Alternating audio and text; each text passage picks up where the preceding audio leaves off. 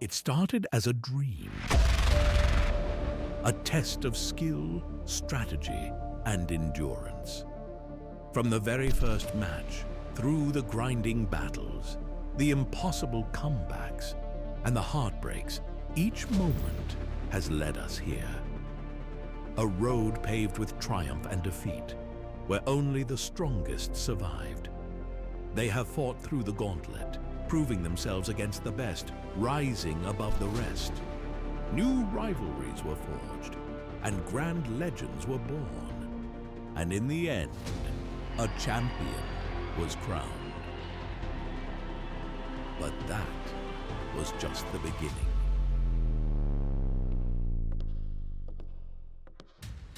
Welcome to Season 2 of the Parallel Prime League, where the stakes are higher, the competition is fiercer, and only the strongest will rise to the top. New challenges, new strategies, same relentless pursuit of glory. Are you ready to make history? Let the games begin.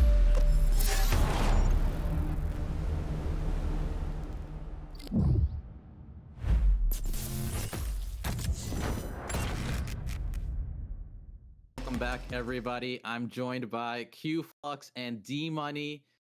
I'm just going to ask you guys straight up, how are you feeling about the diverse tournament? We've already seen multiple ACO variants, Universal Workshop, a bunch of Shroud variation. I'm going to throw it to Flux first. How do you feel about this meta in this tournament shaping out? Seeing multiple good ACO games during top 16, I'm just like, let's go! Like, I'm happy. I'm happy. And I'm also really curious how anyone can play Uni Shop after I did a 100% Uni run recently. Uni seems tough right now. That's amazing to see it in the top 16. This meta is so cool. Veen, the new lead designer, somewhat new. He's been around a bit now, doing such a good job leading these balance changes. I am having a really good time. That's awesome. D Money, what are you thinking? We've seen some crazy stuff. Yeah, I mean, that's exactly what we want to see in these tournaments. That's how we put on a good show. These players are really bringing the spice, and I'm excited to get into a game and cast it. Like I've been watching, I've been sitting back, I've been enjoying the show, but I'm excited to actually get some be in there, right, like in the caster booth. Oh yeah. Oh, I love it. I love it. I'm not going to hesitate. I'm going to help push you guys along. Let's get a quick look at the brackets and see where we're at right now. All right, looking at it now, we are approaching, fleshing out all the semis, but XE was able to get a win over Feno, 3-0'd meat value. Feno going on a birthday generational run, just like his teammate did last season, Tyler, winning a minor with, doing really well on his birthday also. veryfatcat, we saw that one on stream. He's made it. We're still waiting to find out what happens with BlizzCon Jan and Tony. The match that D-Money and Flux are going to be casting is going to be XE versus Feno. How do you two feel about that matchup? So one thing I want to say right now, Feno 3-0ing meat value, that looks pretty rough, but meat value, don't count him out for future tournaments. He was a very influential player in Axie. I remember actually first hearing about him when he innovated this team called Aqua Beasts that took the entire Axie Classic PvP scene by storm. It was a really cool list. With that said, Feno versus Eggsy, I mean, Feno is just such a cool guy doing a birthday party while going into semis. I mean, that's how you know he's a pro. So I'm pretty hyped. What do you think, D-Money? I mean, Feno and I did really kill it in karaoke at the Prime Championships. I'm not gonna lie, so I have I'm a little biased. I don't really know too much about XE. I do play against them on ladder quite a bit, but I mean, to get to this point in the first place, yeah, it's gonna be a spectacular match. But Feno might have that birthday luck on his side. It might be he's got the protagonist kind of thing going on over there. So I feel like it's kind of intimidating, right? Because he's got the birthday party going on, and you're the other guy on the stream. You're sitting, super focused, and the guy you're playing is just chilling. You're eating. You almost want to let him win, That's a mental game. Any way you can avoid stressing out. I mean, as long as you're not too. I'm being told I got to change my mic in a second. You guys keep going, but yeah, you gotta stay locked in. No, 100%. And I think like he has that nature. He's playing decks that he's been comfortable with, like the brand and all those kind of like tempo weak versions of parallel. He's always done well on those decks. So seeing him play and just be like at ease but still perform is a kudos to, I guess, how long he's been, playing competitive games and stuff. How do I sound now, boys? Do I sound better? Yeah, you sound good. There we go. Now I know why my voice sounded weird on the Paragons videos. Okay, we're good. We're good. We're good. Apologies for that. All right, I'm gonna get you guys straight away. So let's move on. Listen, let's see what we got cooking for these guys. Awesome. I'm excited to look at some lists with D-Money. I will say, D-Money and I kind of memed about co-hosting together, commentating, and I love when memes turn into reality. It's such an honor to be here with you, D-Money, and thanks to the whole team for having us to commentate this semifinal match. So exciting. D-Money, I'm a little frazzled here just fixing my mic, so why don't you start us off? What do you think about this list? Yeah, I mean, first off, I'm excited to cast with you too. It's gonna be a good time.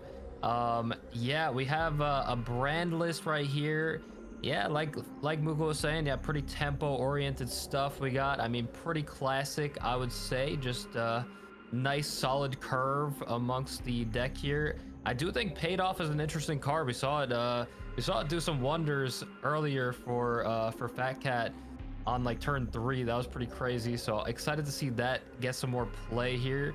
Got the trusty belts, of course. Yeah, pretty standard stuff. I don't think I see anything off the radar here. What do you think, Q? Anything or Flux? Sorry, we went over this before. What do you think, Flux? Q, and it makes it feel better. Don't worry, whatever makes you comfortable, my friend. So yeah, with looking at this, what I see, the early game is taking some risks for sure. I do feel like there's a good chance of getting a brick in your opening hand. You've got 3 life siphons, 3 embedded agents, and am I crazy? Is that the only 1-drops? You also have no snitchings, which did get nerfed recently, so, and you might not see that in Shroud anyway, but it's just a very limited early game. Then on 2, you have Baron and Harf, the Void Trappers are good. It's just like, I've seen Earthen decks like this as well, where it's just like, the players are playing the absolute minimum they can get away with mathematically, that they won't have too bad of a chance, but they're really focused on what Brand likes to do here, which is the mid-game burst. If you can coin out Brand on 4, even on 3, you can get those Brand tokens to hit the board, mid-game, flood, and that can be really effective against aggro decks or against control decks. You just got to go a little faster or slower depending. So I like this list a lot. Yeah, all right, let's keep it moving on to the next list. What do we got for Xe? We've got in Ogden Core, looks like we got the Grawls. We saw some earlier as well. Ruthless Juggernaut as well. Like that, seeing some play. Yeah, I mean, just not a uni deck. It's got the Ogden Core cards. It looks like kind of a control-y, more of a slow kind of mid-rangey version of the deck.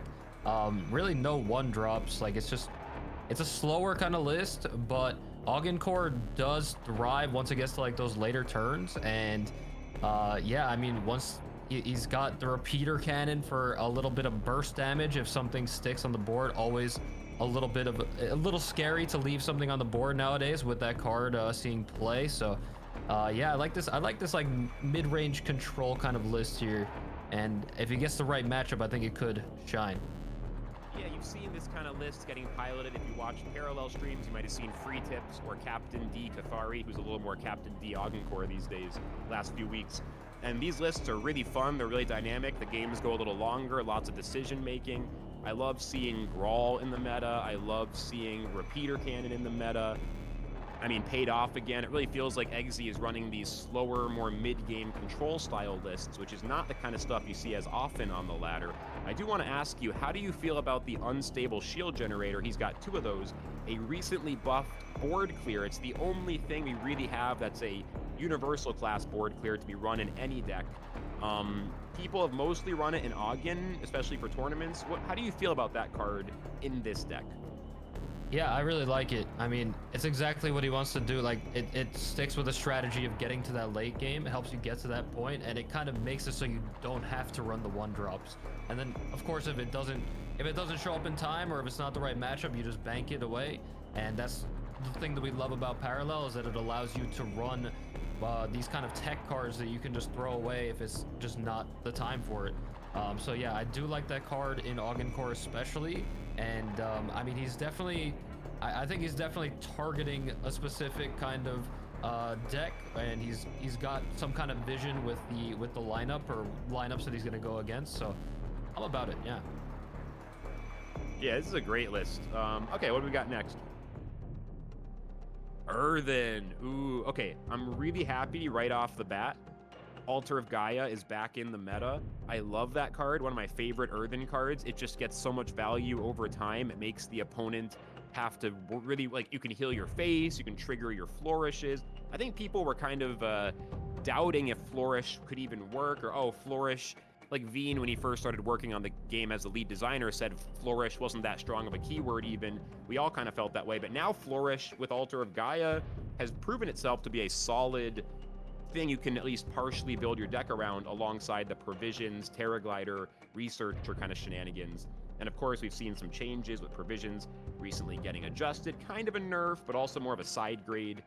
I mean, this list particularly looks fairly standard, you know, big stats, burst in the mid game, try to get a huge board, vulnerable to board clears. How do you feel about this one? Yeah, it is just pretty standard stuff. Definitely still leaning towards a little bit of the slower side. He's got the Terra in there, which isn't always included. And then he's got my Assmaster just for maybe some tech just in case for certain matchups. So yeah, I mean, it's just playing around with certain kind of numbers, like some relic repurposings. He's got 2 of those. He's got 3 no stitchings, 2 take it or leave it. So it's just like all these cards could go 1 or 2 more. I mean, Moonlit, seeing that at 2 is a little surprising to me, but yeah, it looks pretty nice to me. Yeah, that's a bold nothing much decision. else to say about it, yeah. It's bold to run 2 Moonlits and 3 Caretakers. Moonlit is generally considered to be like S tier core, always run 3, but Eggsy valuing the Caretaker over that. It is really hard to fit in all the 3 drops. You can actually see, in spite of running only 2 Moonlits, he's still got 12 3 drops. He's fitting in that Miasmancer. Of course, he's got a full set of Virulent Spores over on the effects side. The 3 Researchers, which are just absolutely essential ever since, I don't know if it was Manos who first played it in like the Worlds of Season 1, but yeah, it's definitely, you can see he's really managing his 3 spot and stuff. So let's go to the next deck now. Let's go to the next one. All right, so Marco, ADHQ. This one is super cool. So Nora can give all the units vehicle. We can get the Earthbreaker cannon with some other units to do a lot of damage kind of quickly. Earthbreaker can do 5 damage every time you play another vehicle. And Triumph of Mars ×2. I mean, this is one of those lists. If they can get value with the Paragon plus a vehicle on the same turn, take advantage of that battle ready. A Glaive plus ADHQ on 7, plays like that can be really surprising. We've seen this deck go from kind of something people wish they had to something that actually is playable now. I mean, Kinto made a name for himself one time among many times by actually running ADHQ in a tournament. Now it's becoming more standard. So any thoughts on this, D-Money? Yeah, I mean, I love to see this deck. This is my favorite Markolian Paragon for sure. And yeah, I mean, he's got all the standard vehicles. Obviously love Nora, however you pronounce it. I'm actually toying around with Nora in a Scipius deck, turning things into Convergence. I think it's a really cool card. I think, hey, you heard it here first, all right? Giving out some spice, but yeah, I think it's a pretty cool list, pretty standard list.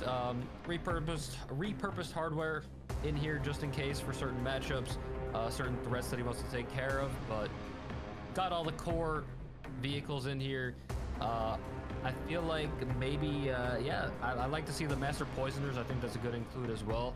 And yeah, it just seems like he's teched for certain things that he's looking to encounter here. So yeah, you just gave me such a good idea, D-Money, for this deck I'm trying to build, but I can't get distracted. So let's move to the next one. I know production wants us to pick up a little bit, so let's get to the next list here. Feno, Earthen, kind of similar to what we already saw, but he's got Solea in here. That's the big difference that I'm noticing. Yep, got another Altar of Gaia in here as well. Just like I was saying before, just like playing around with like these numbers a little bit. Yeah, Moonlit, 1 Moonlit in here. Only still 1? A little surprising to me, yeah. People undervaluing it a little bit. I guess they're just better. I guess the other 3 drops are just better. And like you said, it's just hard to fit all these cards in. That's the thing about Parallel right now, is like there's so many powerful cards in the game at the moment, and it's just like, what do you really cut? Like when I try making a deck on stream nowadays, it's like, I don't know. I'm like sitting there forever. I'm like, yo, guys, can somebody else do this? Because like, what the heck? All these cards are so good. I don't want to get rid of any of them. So, I mean, sometimes you got to make a tough decision. You got to cut a good card like Moonlit a little bit, but still running it. I like the Soleil. It's a really strong card. And yeah, seems like a solid list. Yeah, deck building right now feels more about trying to figure out what not to include as opposed to trying to figure out what to add. All right, next list. Yeah, let's keep it moving along. We've got the brand, a lot of brands in this tournament. Salvation in this one. We didn't see that in Eggsy's list, I believe. Yeah, I like that card a lot. And yeah, I mean, maybe focused more on like the early curve than the other brand lists that we saw. Still, I mean, any brand list is going to be pretty tempo oriented. Still got the trusty belts, of course. And yeah, I like what I'm seeing here. Pretty standard stuff once again, I think. Only 2 Singularity Stewards is one thing that jumps out at me. Definitely a big decision to not run the full 3, since that's one of your best ways to kind of high roll the opening. Yeah, it's just another thing of like playing with these numbers, like trying to fit everything you can, and just like really thinking about what your opponent is gonna bring. A lot of these tournaments come down to just like prediction, just really thinking about what could be in your opponent's deck, what could be their lineup. So I mean, we'll see if it pays off for him in here, but we could go on to the next one, see what else we got. Yippee. We got the Scipius. Oh yeah, he's running 2 Exorators instead of the standard. I think 1 is usually more standard. This is 32 units, D-Money. 32 units. That looks good to me. Yeah, just keep banking those units. I like the disassembly swarm for the tech. Yeah, Scipius still has a really strong deck, and going for the more convergent like package, which I think is the way to go, especially after this last patch. I think the I think he's got a solid list here. 3 recruiters as well, going to be getting all the draw he needs, and hopefully able to close it out pretty quickly with those Drusians. I'm also noticing no gunslingers is an interesting choice here. He's all in on Cathari synergies, not able to pick off an early embedded agent or another player's Reliant Gamma. Also probably expecting this to get banned anyway, frankly, which might be part of the build here. Yeah, I mean, the gunslinger, I think, is actually becoming less popular, especially since Scipius got changed recently a bit more. Like, I mean, as we can see from his opponent's lineup, it's a slower lineup, so the gunslingers really wouldn't do too much against a lot of Xy's decks, it looks like. So I think it looks like it was a good decision to cut those based on what his opponent brought, whatever you want to say. Hey, Brang, whatever. Looks good to me. Yeah, Scipius is still pumping. Let's go up on on to the next Skippy. list. Next. What else we got? ADHQ again. I love seeing so much ADHQ. It's such an exciting deck to watch, and I feel like it was 4 months ago we were all just thinking of it as a pipe dream, passing around Gafar's peace pipe, praying for ADHQ to get better one day. Now it's showing up in both players' lineups in the semis. I love this. Yeah, I love it too, and some differences here. Key card that I see not in here is the Earthbreaker Cannon, which is like that is like the card that you run in this deck. So I mean, it looks like he went for Bannerman. I don't know if that's really a popular include in here. Maybe it is. I can't remember the other list exactly, but I mean, it looks like 1 extra Triumph of Mars in here. Maybe like a lower curve altogether. What I'm noticing really here, just like trying to throw out all the cards and then just refill. Yeah. What I'm noticing, I'm so sorry for interrupting, the 3 Scimitar captains, I feel like that's a big investment in that card. Like, you'll see 1 or 2 of them sometimes, but Feno is really committing all 3 of those, and I'm not even sure, I feel like I haven't seen that in ADHQ that much. To me, that really stands out. What do you think about that in particular? We did, I believe Xe is running 2 of those in his list. But yeah, that's not a card that really comes to mind for me personally as well when I think of like Armored Division HQ. But it does kind of go with the game plan that I'm seeing here of just chuck out all these small vehicles and just play all the cards in your hand. And yeah, just whatever's glowing, just drag it onto the field and just forget about it. By the way, people forget this. I learned this when I learned ADHQ. Scimitar Captain, the unit side, is a vehicle automatically, even without playing Nora. So it will get battle ready if ADHQ is on the board, and that could be one of the extra synergies that makes Feno think, okay, let's run a full 3, which is really quite rare. But with that said, I totally knew that. Yeah.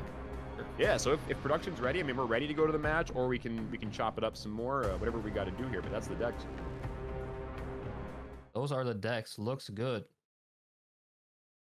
Yo, I'm back, guys. I was listening to the conversations. How are we feeling about the list? I think XC's really intrigued me because he wasn't running like the Singularity Steward. He's running the Ogden Core with like no 1-drops, which we've seen before. But like between his list and then Feno, which is a little bit more traditional, maybe taking out some tech cards. I know I saw you guys seeing some of those, like the Moonlit and stuff like that. Like, where does that put both of you in terms of how you feel this match ends up? I'm gonna throw it to D Money first. Oh man, it's tough, especially at this level, man. All the players are so good. But yeah, I mean, we see Feno going with like a more aggressive kind of lineup, a tiny bit more aggressive. He's got the Scipius in there, of course. And then we see XE with the slower kind of decks, which, I mean, you would think that control should beat aggro. It should be pretty good against it. But I mean, nowadays, Scipius is so strong, you never really know. It's kind of hard to pick a favorite here. I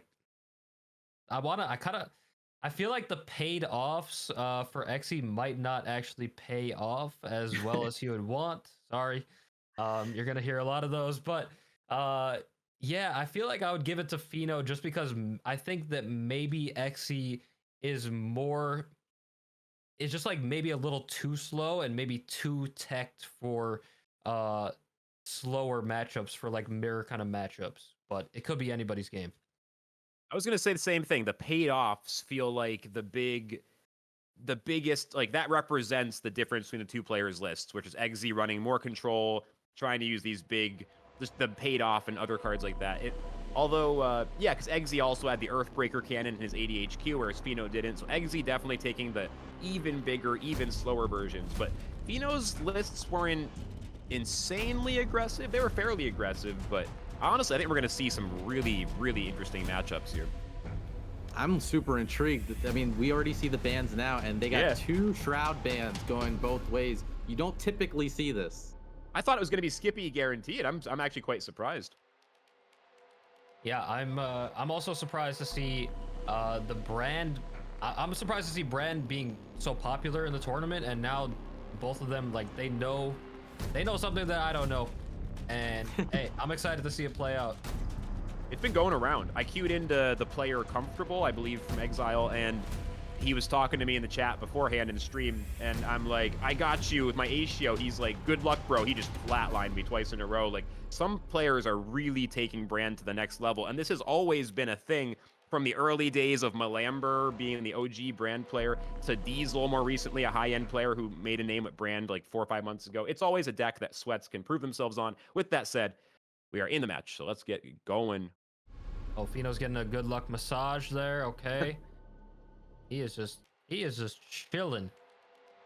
And yeah, pretty good start for Feno as well. Not too bad. Yeah, like you're saying, the 2-drop not really gonna be so impactful on the second one though. Here, but that one he just drew is going to be much better for a turn 2 play. You got his ASV, the armored support vehicle now. Yeah.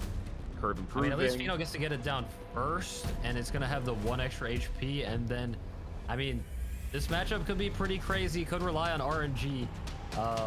If it depends on. Oh, okay. Wow. Heads up play by XE here, expecting the 2-drop coming out next turn, and saying I want it at 1 HP. This and way now his machinist can trade in, right? Exactly. Yeah. But I mean, it could backfire if Feno just gets lucky with the ADHQ buff, the random buff at the end of the turn. I mean, if it gives it the 1 HP back, then it's like, hey, we're chilling here. But now Feno just really doesn't want to play it altogether. I mean, is Feno gonna do the same thing back, or what? Like with the Bannerman? I was gonna say Feno's hand pretty nice with the Bannerman snitching combo. He would be floating 1 mana if he did that. The thing is, the shield pod is blocking Feno, so he's not going to be able to trade his machinist into a 4-1, right? I don't know if that changes how he looks at it. I mean, he'll be able to to hit it right now, and then he could hit it. I mean, then the Bannerman could clear it up next turn. Right, as yeah, so that well would still here, work. yeah. Yeah, you're right. So yeah, man, I guess he'll probably go for it then. He's gonna do Probably. it right back. He's like, that's a good idea, actually, Xe. Wow, you just countered my play, so I'm gonna counter the exact same thing that you were doing.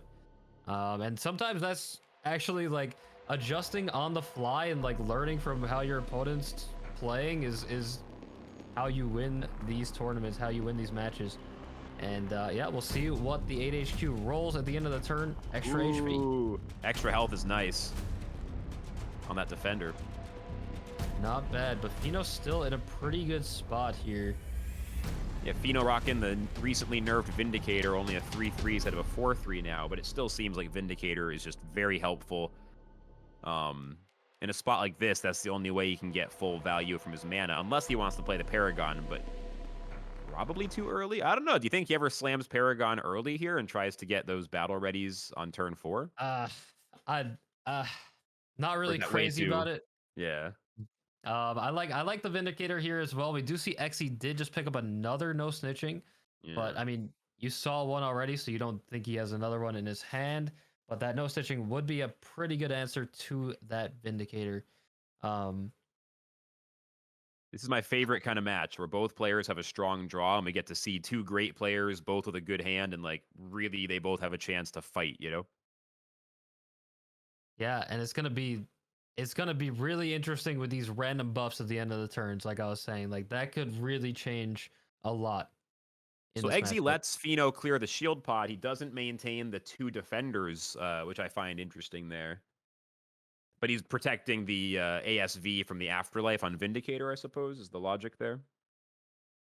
Yeah, I mean, keeping it healthy seems like a pretty good idea. Just get some value, some value trades out of it. Does pick up the PSA, and we do see the Vindicator get the extra 1 health from the Paragon, and that will actually mess up Xy's ability to PSA and just trade in that 1/1, which is a big deal. Yeah, that really hurt. That holds him back now. Now he's got a decision. Does he want to no snitch Bannerman, or does he want to do it on the Vindicator and then try to clear it with multiple attacks? He has to invest a lot more resources into that. The Researcher is Yeah. nice just to get draws, but doesn't really handle the tempo on the board. It's a tough spot for Eggsy here. Tough spot. May have to actually PSA the Bannerman instead and I can see trade that. a bit, and then maybe you're dropping the 4/1 on the board and just hope that there's really no good answer for it at the moment. Yeah, I like that. You get a 1+2. No, he's going to go Never for the mind. Paragon. Early Paragon. He's got the Glaive in his hands. This makes a lot of sense. He can do Battle Ready Glaive next turn, which potentially damages 3 units. And then he does, of course, have to no snitching Vindicator. Otherwise, that Afterlife could hit the Paragon and take it down to 1. And because the vehicle is not going to the face, he does not get the extra draw here. But just going to try to stick this Paragon on the board. And if that Paragon sticks, yeah, he's trying to set up this Astal's Glaive. Astal's Glaive with Battle Ready is pretty strong, I'm not going to lie.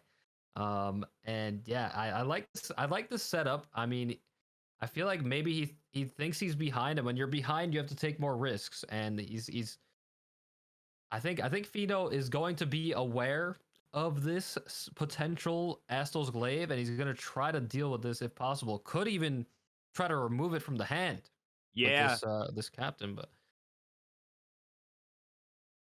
It's the Glaive, Battle Ready Glaive is pretty much the strongest thing ADHQ can do. That's like one of the big things that if they pull that off, the tempo, I mean, not for a 4 energy, 3/6, damage 3 units. It's just a ridiculous spike. and it looks like he is going to look into the hand and probably remove the Astal's Glaive. He's giving up Which, I so mean, much tempo to make sure he It's doesn't get hit. good, but like, yeah, it's not even like, now you have to double trade into this 1/4. It doesn't feel great. The Paragon still sticks.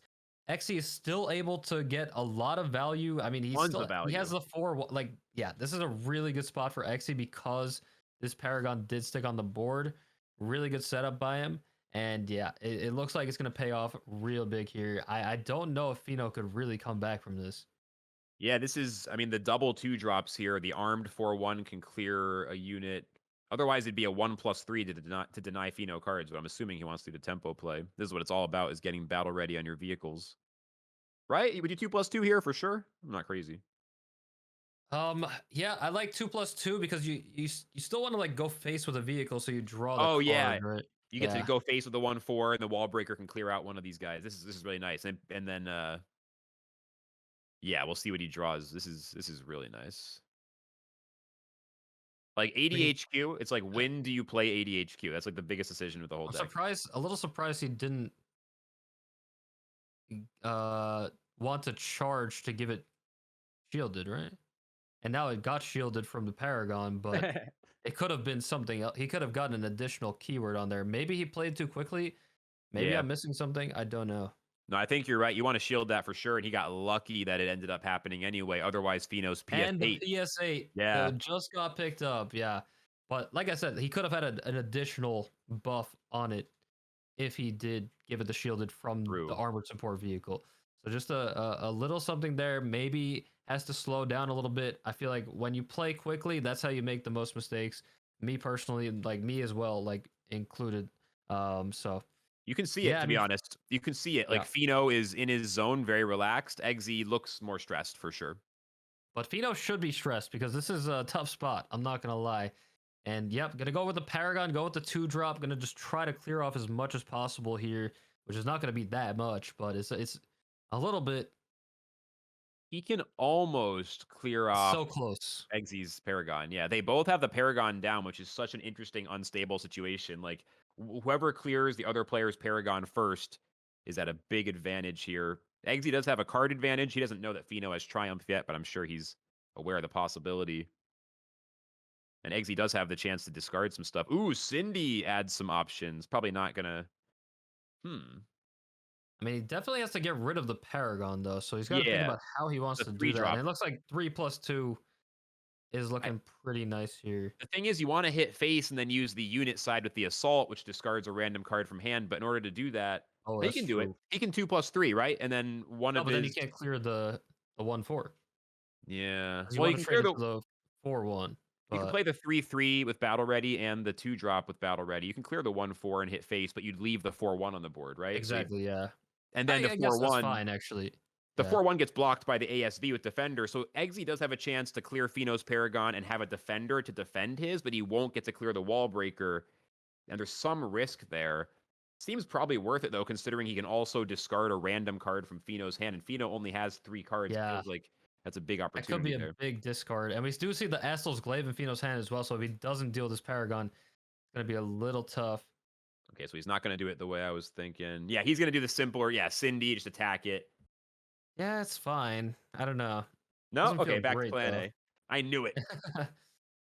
Yeah, I I'm don't getting- think. Yeah, he's just not gonna. He's not gonna get the assault, and I think that's fine. Just to deal with this, keep the tempo on the board. Still not gonna do the shielded thing. Yeah, he seems to just be kind of making a mistake with the shielded. He's kind of overlooking that, but otherwise a great play. And it goes to show he's prioritizing, right? I'm kind of looking at the potential to discard a card. Eggsy's like, no, no, no, no, no. We need to clear this board. That is our primary objective. He's not worried about I could discard a card. It'd be nice. What he needs to do is clear the board. And sure if enough, that thing had shielded, I mean, it wouldn't have been PS8'd. that's so I'm just true, though. saying. Honestly, Eggsy not using the ASV shielding could cost him this match. Like, it's close, and he's giving up free units. A little, I think you can see he's stressed. He's just missing a little bit of his lines. Clearly an incredible player. There's a little bit of stress here where Feno, he's feeling it, but he just looks so locked in. Okay, here's a Triumph. He's just going in with the Triumph here because he's probably gonna draw with the vehicle as well. So just gonna do it in this kind of order. Picks up Nora. the Nora. He probably should draw here, I guess. See if he could pick up anything. I don't know how he's gonna deal with this Astel's Glaive. He has to put Nora in the middle to protect his Paragon from the glaive effect, right? And then at least his Paragon can live, which is because but we know Feno has the Cindy, so that's actually gonna not be enough, unfortunately. If he does Yeah, that. Yeah. He thinks he's protecting it. It's the right line, but unfortunately, Feno is going to be able to clear anyway, assuming he plays unit side Cindy. Yeah, I So- feel like he's just let Feno back in this game by not giving the shielded to those 2 units throughout the game. Yep. And it's just like little mistakes like that can cost you the game. And props to Feno for just like sticking in the game and just playing it out and making the best plays he can with what he's got. To really just wait for his opponent to maybe give him some semblance of a chance, but I mean, it's still not over yet. We still see some really strong cards in Xy's hand that are discounted. So you never know here. Repurpose hardware not really going to do too much, it looks like. We have a long way to go, my friend. If Exy's at 30 health for sure, Feno at 22, they both have a board, they both have good hands. I think this match has a lot of room left. Exy has given up a little bit of momentum in the early game, but I feel like we have a long way to go here. I mean, Yeah, I three mean, the cost Paragon victory. might stick again here. Yeah, he's not doing the Cindy play. He's going Wong. Red Wong, by the way. Feno, calm down. Stop flexing on me, bro. But yeah, he's not going to do Red the Wong Cindy. always buffs himself, though. That's the thing. That's why. Really? That's what. Yeah, I've noticed that. I don't know why. Oh, he's not wrong. So weird. Okay, interesting. I only have a red Harf. I'm not up on the red Wong. Okay, level, okay, so yeah. I didn't realize. Does Shout pick up out to- 3 cards though, because he picked up a split card as well, and that is different than an effect Ooh. or a unit. So I mean, pretty powerful stuff. Even though he buffed himself, I mean, but it does give repurpose hardware some actual purpose. I'd like to take this moment to please request from Veen to add split cards to other Paragons or other classes, parallels, because they're very cool. With that said, back to the match. 3 mana victory coming out, and then he's also got this 4 mana hardware, but he's going Triumph. Really? Am I crazy Okay, for yeah. thinking I he mean, was gonna maybe use the thing about like repurpose hardware will deal with the 7/7, but then Assel's Glaive just gets such a good trade off here. So I mean, he just doesn't think it's gonna be enough. So he's just gonna go in and try to find something here. And he'll get another draw when he hits face here. Everything's a vehicle now. Okay, he's putting together something. The battle ready. This is all because Eggsy won the Paragon battle of his staying on the board. It's why I still feel like Feno going for those draws. Yes, it was a good play, but he had the chance to remove the Paragon. I'm just not 100% sure if that's going to work out like as good as it could. But Eggsy is running out of cards super hard, and Feno has 22 health. So I think realistically, this Paragon's probably not enough, and that's what Feno's seeing. So the Wong, I guess it does make sense. But if Eggsy can draw the right cards, but how many? He's already used 2 triumphs. He's used 2 triumphs already. Yeah, so there maybe isn't many right cards left. Yeah, Feno. I'm pretty sure he only runs 2 triumphs as well, and I think he banked the Stormbreaker, the Earthbreaker cannon, if I'm not mistaken. I'm not sure. It was definitely in his hands, so he banked it, and that would be a combo enabler. Yeah, actually, now that I'm thinking, Feno is kind of masterfully. Wait, he didn't even hit face, right? He forgot to hit face. He is definitely feeling the stress. I've made that same exact mistake, thankfully only on ladder, but to be honest, you can forget that it's an assault sometimes. I just think the pressure. Right? I mean, maybe he purposely didn't hit, but you should hit face. At least a draw. Yeah, this is. He's hitting face after. Nah, I think he just. Yeah, we're seeing some blunders here from Xe. It's just the stress, brother. Like, there's no question he's capable of hitting face before playing assault, right? But he's getting a little bit. You can see he's rubbing his face. I'm not trying to analyze too much, but you can just. This is a masterclass in mental game, and you can see how much it's favoring Feno right now, even though they're both super strong players. I mean, like I was saying earlier, he's probably just giving Feno the win because it's his birthday. Like, it's a very, very nice gesture. We like to see it from Xe. But yeah, seriously. He's not happy. You can see it. But the series is not over yet. Even if he loses this one, he can still reverse sweep. He just got to really just mentally reset and just lock in. And like Flux said, a lot of pressure. All right. Even though it's just an open tournament, one of the lesser tournaments out of like the minor, major, all like the bigger kind of things in the scene, in the parallel scene. Still a lot on the line, and it's like the first tournament of the season, the first big tournament of the season. So I mean, it's such a good chance to like display your skill and put on a show for everybody. And yeah, I mean, we see right here, he has the coin in his hand. He can't bank a card and play the 2 cards. I mean, this is looking really bad. I think it's just, he's about to concede. He's just like so out of it mentally, and maybe just save yourself the rest of your mental and just like get out, honestly. 100%. Like, this match has not gone well. I honestly think he needs to get out of this match, take a 1-minute stand up, jumping jacks, whatever ritual he has. He has to try to just lock back in. He's just gotten a little shook up, but he can fight back. I mean, it's only going to be 0-2, not 0-3. Chip in a chair. I want to believe Eggsy's about to like really clutch up and put up a good fight in the next few games. It's just, At first, it was those little misses on the ASV, the armored support vehicle, who can give shielded to units, and he wasn't doing it when he could have for free, basically. And then missing that assault, he just has to. He just has to recover. Mental game is not about never tilting; it's about recovering. Meanwhile, Feno just laying down a bunch of cheap units. He's got the volley if he ever needs it, but he's not even bothering to save it. Just banking it in triumph. He's so far ahead. It's gonna Yeah, I mean, be. you saw Feno's face after he saw Xe pass right there. He was like, "What? Are you serious? Really?" I mean, he could have a read that he's holding onto a volley. It's totally possible. And I mean, if Feno doesn't hit anything great here, which I mean, he hit not the greatest of cards. I mean, maybe it's not over yet. I don't know. It feels like it is, but at the same time, Xe can clear like this entire board at the moment. Yeah, it's you're not wrong. Actually, like right after I say it and then you say that, now I feel kind of silly. I'm like, wow, because Feno is out of cards pretty much. I mean, Feno's been playing this way in both games, riding his hand down to the last couple cards, trying to manage the outs in the deck, trusting he'll draw something reasonable, but it can't always work. So honestly, if Eggsy pulled a comeback from here, that would be such a nice Yeah. primer to make this series really intense. I kind of hope Yeah, it happens. whoever said to like get out of this game, like what are you talking about? You Those always play idiots. it out. Fire those commentators. We got to get better ones. Yeah, you don't leave the game yet. What are you talking about? Play out all the games, especially when you're in a big tournament like this and you made it this far and everybody's watching you on screen and they're So he's judging got a all of your plays. You got to prove the haters wrong. he's got a Bannerman which he banks. He's got a 3+3 opportunity here. I'm assuming he's gonna take it and clear that board. Is there any reason why he wouldn't? He's just thinking about these cards. Feno drew these cards. He's holding on to them. He's like, maybe these are big cards that I'm gonna need this clear for, but at the same time, you kind of have to do it, bro. You got to go for it, right? I mean, you can't just sit around And and lose if slowly. he does go for it, it looks like he's gonna be rewarded.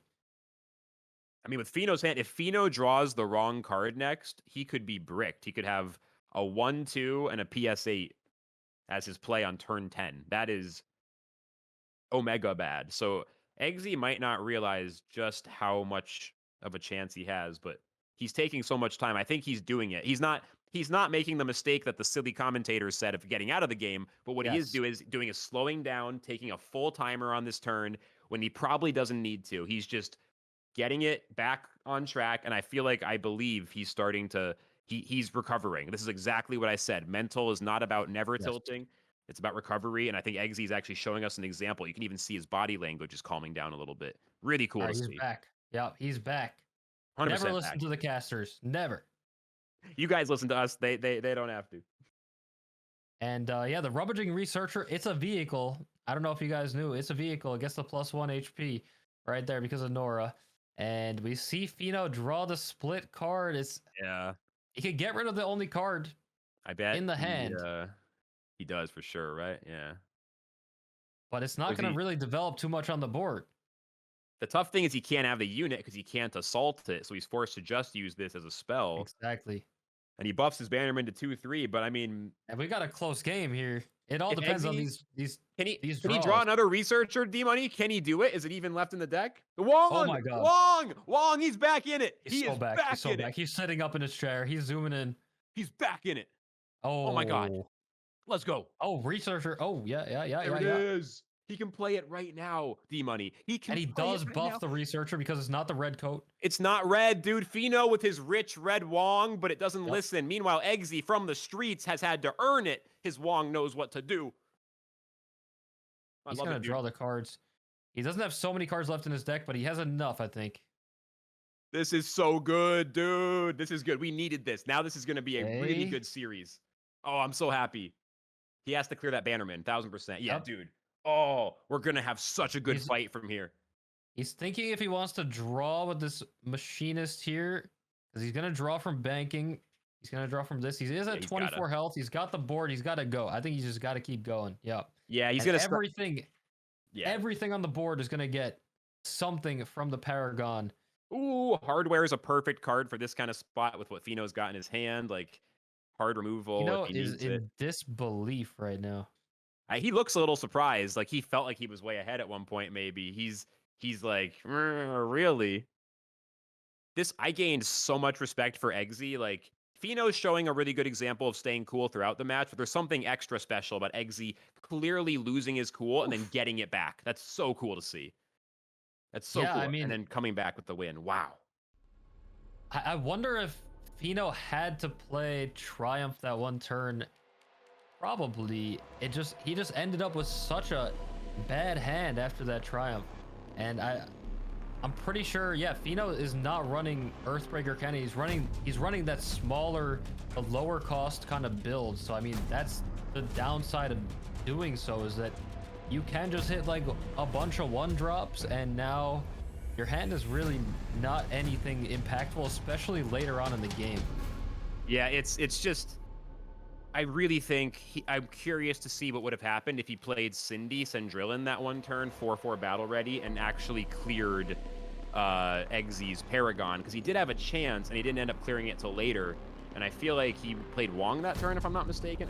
I'm curious how it could have gone differently. Like, I feel like you just need to clear the Paragon. Like, anytime you could do it and you're not doing it, it's like making a sacrificing a piece in a chess game. It's like it could be right, but it's very risky. Yeah, at the same time, I do think that Exy should have won that game from the get-go, but those small mistakes did give Feno a chance, but Exy did get bailed out, but it's also because he stuck with it and he did not give up either. So, yeah, we got a tied series 1-1. Feno's going in again with the Armored Division HQ, and we got the control mid-rangey Augen core list out of Exy.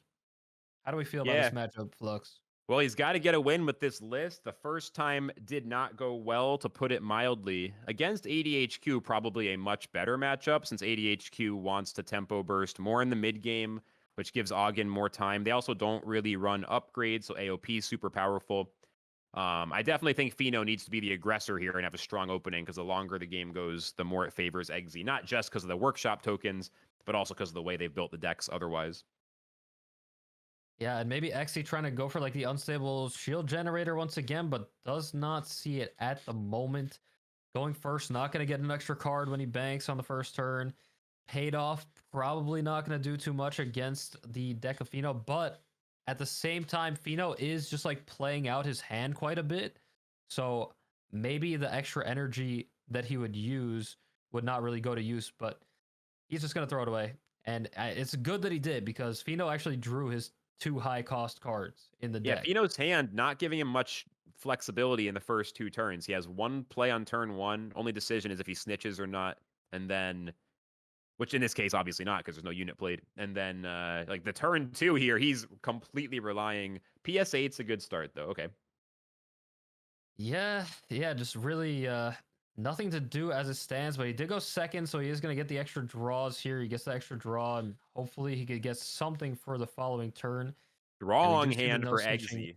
He's got his 2 best down. 3 drops. That's big. The steel generator, which he probably won't need in this case, but it's nice. Like, Eggsy's got a really nice starting hand. Feno, meanwhile, has a PS8 and 2 snitchings. He has like no options here. Yeah, just gonna try to deal with the board just so that he doesn't have to deal with these defenders later on. Just just play whatever he can, and Exy is going to get control of the space. Yeah, man, this is a really different start compared to Eggsy's previous Juggernaut game in the workshop in the series. Feno, meanwhile, getting made fun of by friends in the background. I do wonder if Feno's relaxation is turning into distraction. It kind of looks like it. He's not as locked in as he was a minute ago. He's in fact gotten up from his chair mid-game to laugh like, with his five, friends. 5 more minutes, guys. 5 more minutes. Yeah, this is where you're riding the line of, are you relaxed or are you distracted? He was relaxed until the end of that last game, until that triumph last game. Something's changed now. Yeah, we see the unstable shield generator come down for Exy, which is actually pretty nice. It's a pretty nice setup for the following turn, because now if Feno plays a unit that has 3 or 4 HP, then the Juggernaut's going to come down and be able to take care of it. So I do like this. He does float 1 energy, but it is going to... He gets that assault, discards that card. Pretty nicely. That was the researcher, right? That just got discarded. That was actually a really good... Not bad, but Exy still has some options here. You can still just go into the workshop assembly guy Yeah, this turn's fine, and he does have the Diplo for some more draw, so not too bad, but Feno did just take away his best draw, so that does hurt Eggsy a little bit. I think Feno kind of needed that, honestly, just to get this a little more even. Feno, now he's looking better, though, because if he can just survive this, Juggernaut turn 4 burst, I mean, Feno's hand is getting a lot more relevant. He actually has some options now. This is a big turn, though, for sure. Yeah, For X's hand Eggsy. looking a bit small. He did go first in the match, but he does have the Cunning Diplomat to get some more draw. I don't know what upgrade he did. Oh, the Graphene Graphene, that's Battery. not good. Uh-oh. That'll destroy the other token next to it when the unit dies. And you can see Eggsy is just reacting like, look at him. Look at him. He's like really, really getting a battery off an overclock. I mean, they've nerfed how bad it is, but it's still, especially in a spot like this, that's not good.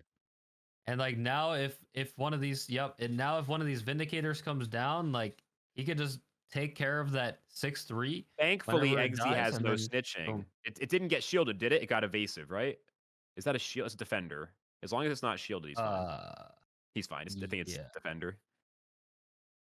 That is evasive, yeah. Is it evasive? Okay. Okay, looking forward to when we get bigger, more obvious frames for those things. But anyway, this means at least the problem is though he's gonna get a defender. Okay, so he's getting a defender and he snitched the Vindicator, so at least his Graphene Battery unit isn't gonna die immediately. And when it does die, Eggsy will have other units on the board. So he's having a nice recovery from that unfortunate Graphene Battery. Like, And now he gets to push the extra damage because yeah, of that battery. honestly, he reacted very bad. Like, he was stressed when it happened, but honestly, this face damage is not too bad, right? I mean, this has turned into an okay situation Yeah, for it's him. looking pretty nice. This is gonna be tough for Feno to deal with this board. Picks Nora up the helps Nora. a little bit. Yeah, it's cool. Not right now, I guess, but if he can survive, it doesn't really help here. Yeah, I know. It's gonna need a minute. I mean, he's What able to does no help? snitch. He's able to no snitch to the Juggernaut, and then trade into that graphene batteried minion to then kill off the other thing. You'd have to use his Paragon as well, with like the 2-drop. It's or he could play. He could actually coin. Yeah, he could use the coin to then go into the Vindicator plus the Paragon plus the no snitch. Looks And like that's what he's doing actually here. deal with quite a bit of the board here. Yeah. This makes sense. I mean, he needs to have a big turn right here. If Eggsy's allowed to keep on with this momentum, especially we can see he's got a Researcher in his hand on top of that Diplo, so just lots of draw. I mean, if Feno's turn here isn't sufficient, he's potentially lost.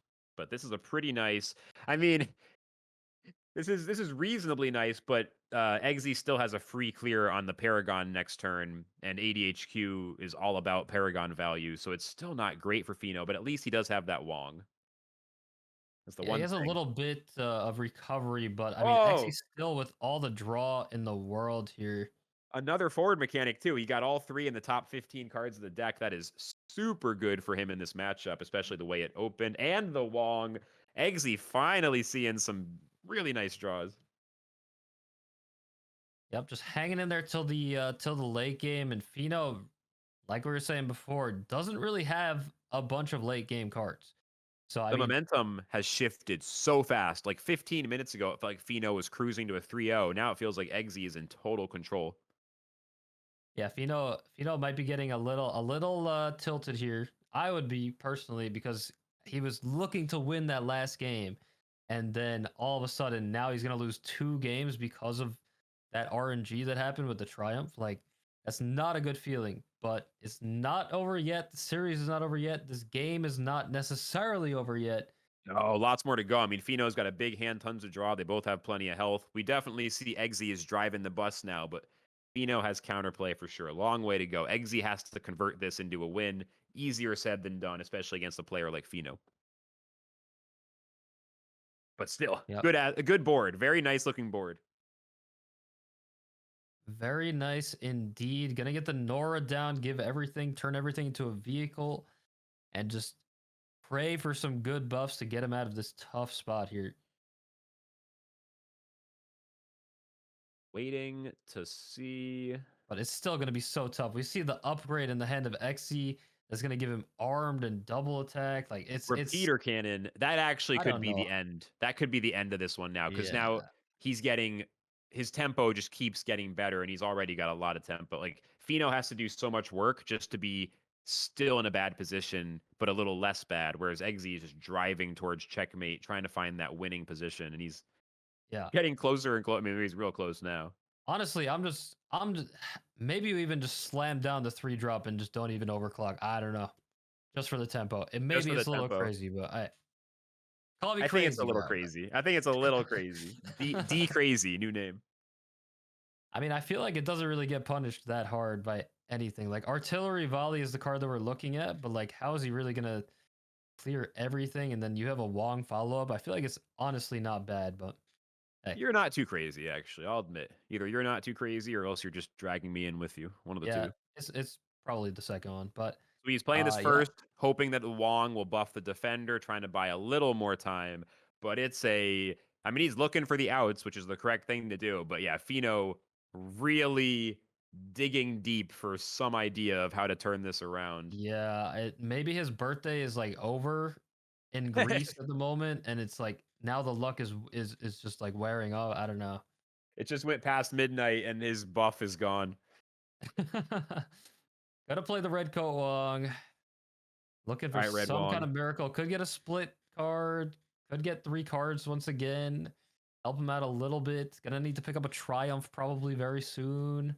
He needs a big Wong. He needs like a 3-card draw, one of them being Triumph. Like, I mean, not quite. volley The volley is nice, but like you is said, necessary. But Eggsy's health is just so high that it's hard to see the volley really doing much. I mean, even 4 I mean, attacks not enough. this upgrade is still on the unit, by the way. You know it's desperate when Red Wong actually Oh, buffed man. the other unit. And Yeah. yeah, the cannon is still on, armed and relentless. It's so strong. The repeater cannon is about to repeat its destruction. Path of destruction here. Yeah, repeater cannon is the MVP. It turned this from like a advantageous game to just he is unbelievably ahead. He's clearing 2 units for free every turn. I mean, what is anyone ever supposed to do about that, especially in a game like Parallel where units have relatively low stat lines and stuff? I mean, how can you start coming back against that? I Yeah, don't see a way. looks like Xy's just really going through the motions, just playing cards out.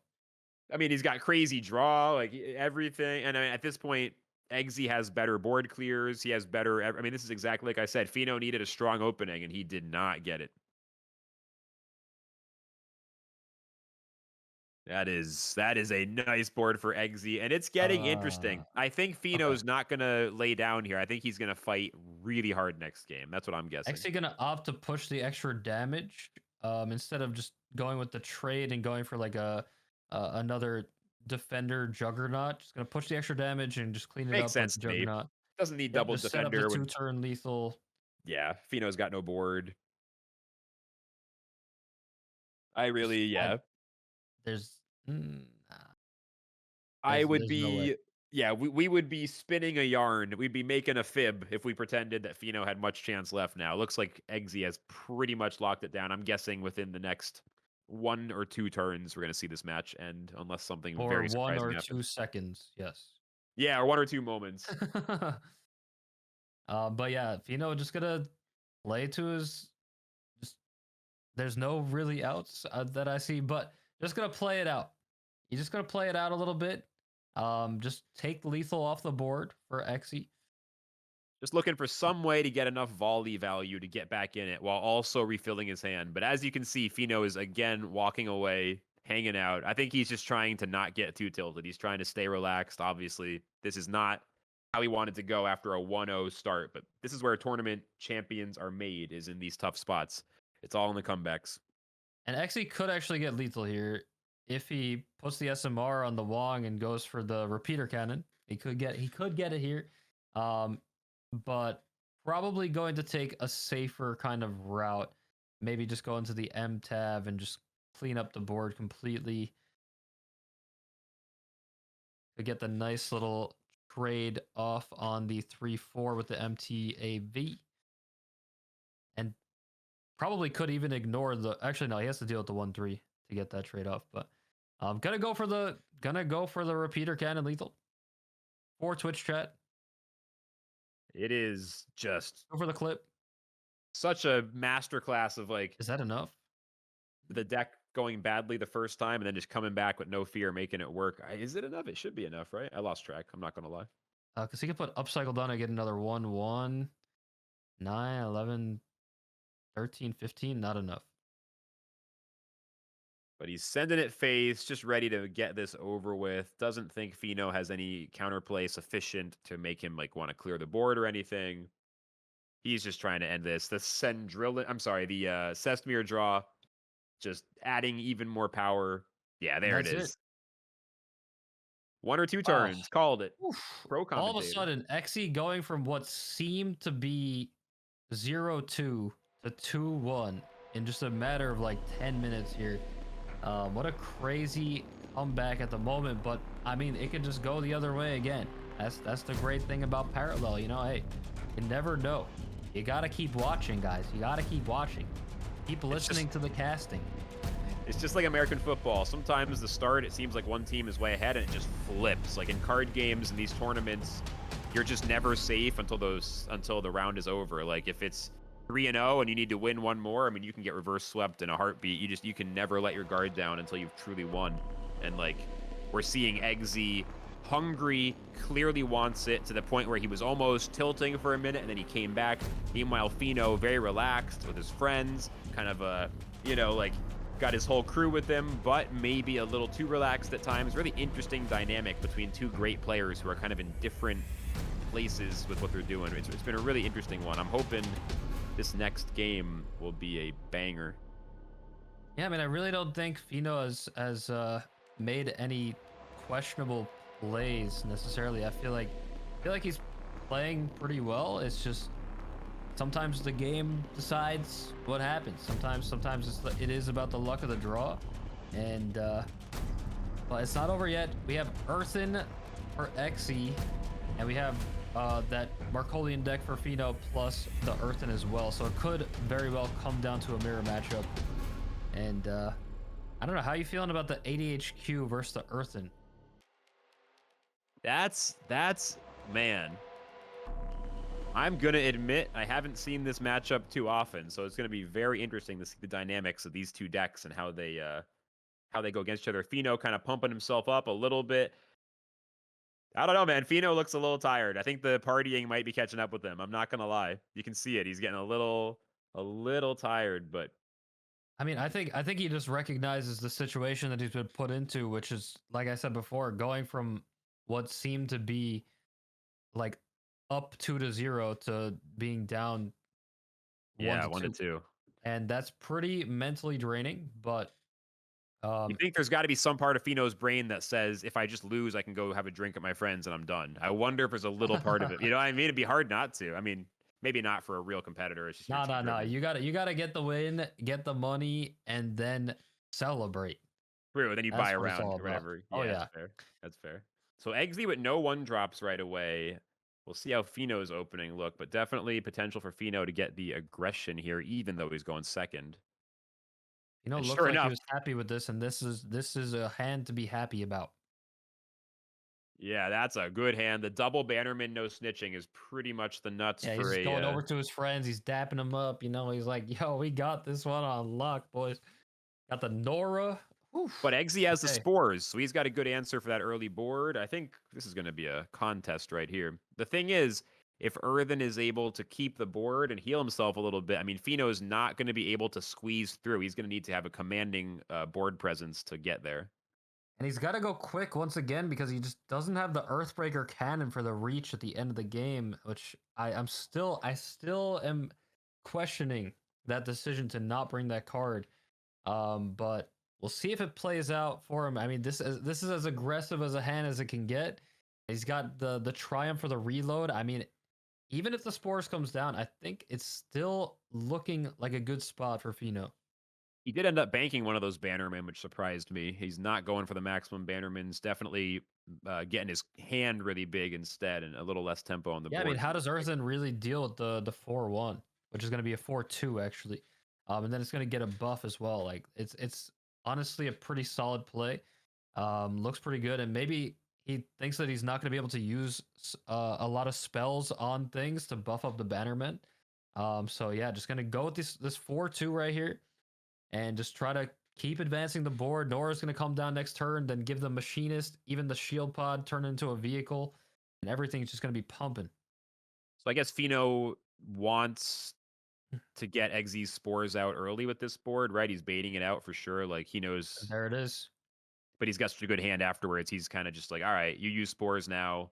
Slow turn. He's ready to refill. I mean, Fino has a huge hand here. Exactly. If he can get through some spores early, then his boards can stick later. Then the other big threat is the formidable.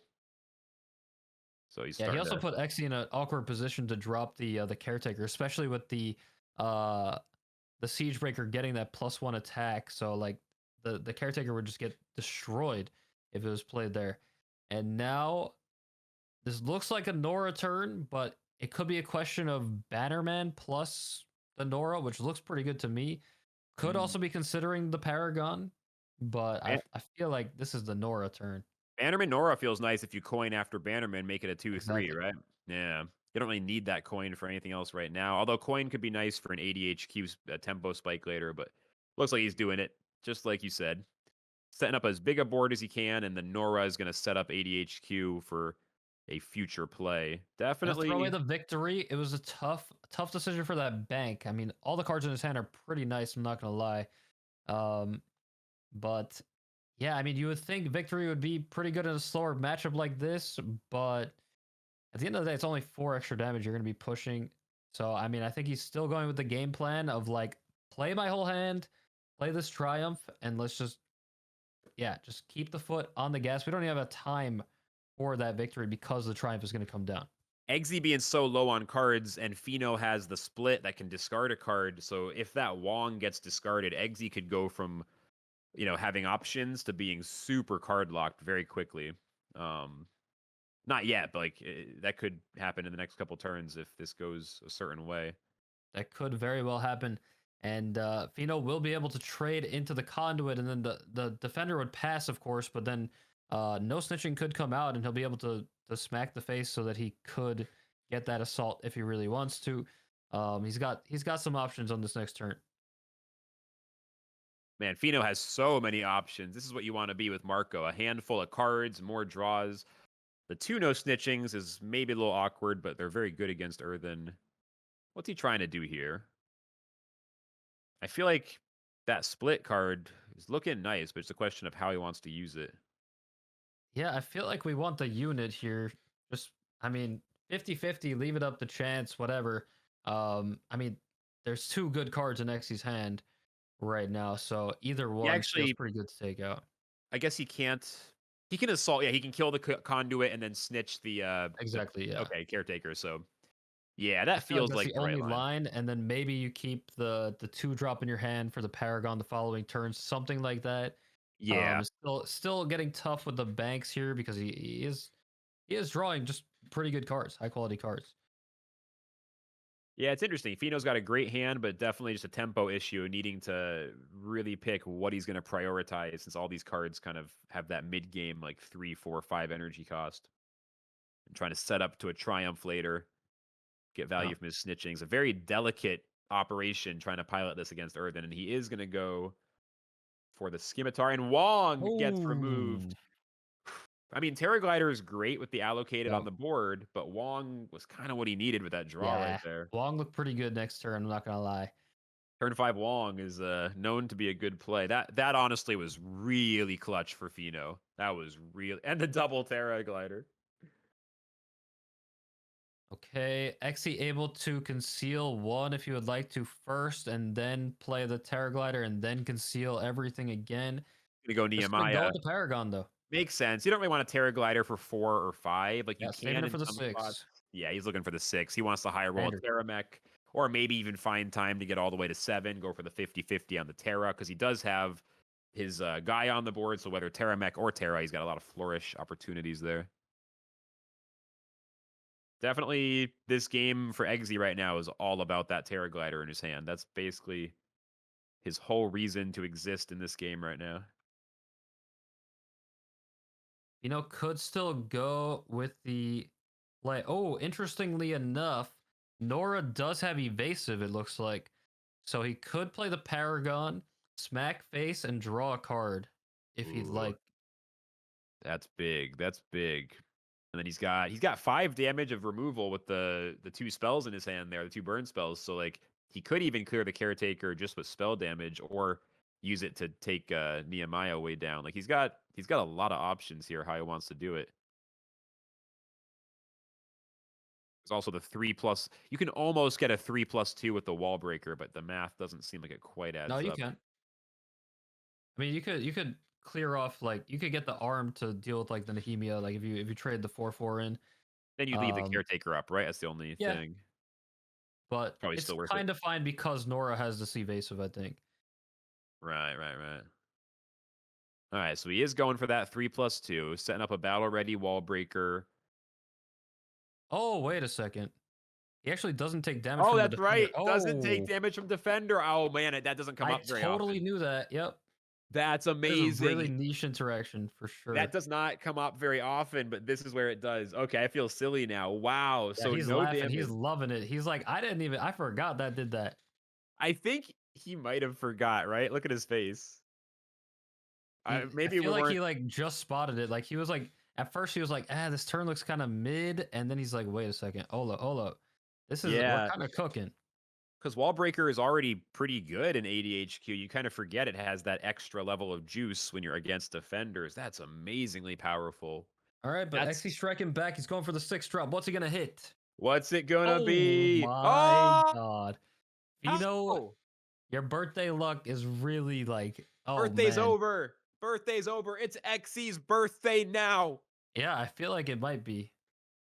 Eggsy is Oh my god. growing 1 year every turn because that's how hard it's his birthday. He went from 20 to 30 in this game alone.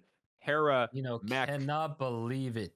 He's with like the Gaia. literally anything but that. Literally. Double flourish Oh incoming. my god.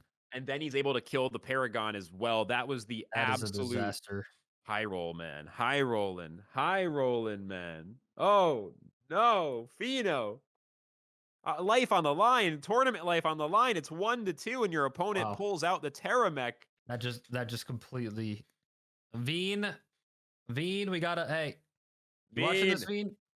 Now that things are getting nerfed, Veen, someone, Eesh, I don't someone, know, man.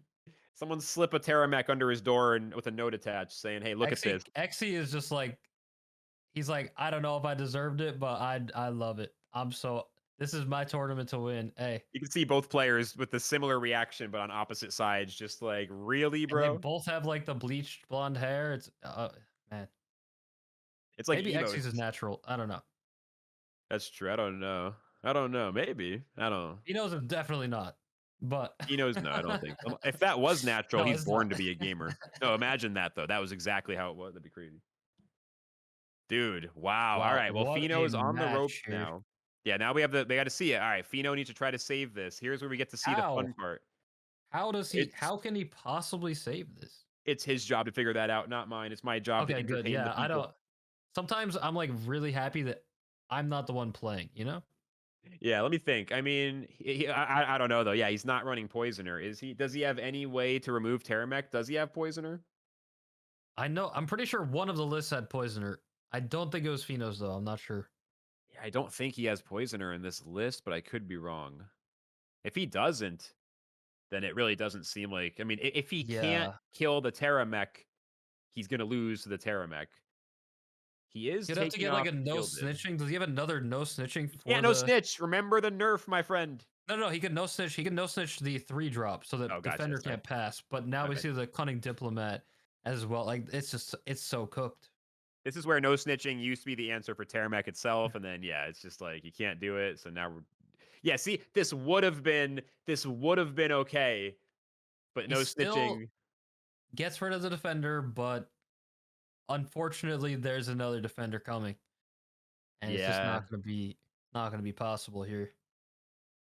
It's just no answer for Terramech anymore. Terramech feeling really beefy after the latest balance patches. It's like there's like a moment in time right now where Terramech is even stronger than it used to be because the counterplay. I mean, maybe he gets rid of the defender in the hand. That could be it. Yeah, I mean, he does. okay. Right? It's not He's over got yet. Triumph. Wait I a second. mean, Triumph in his hand.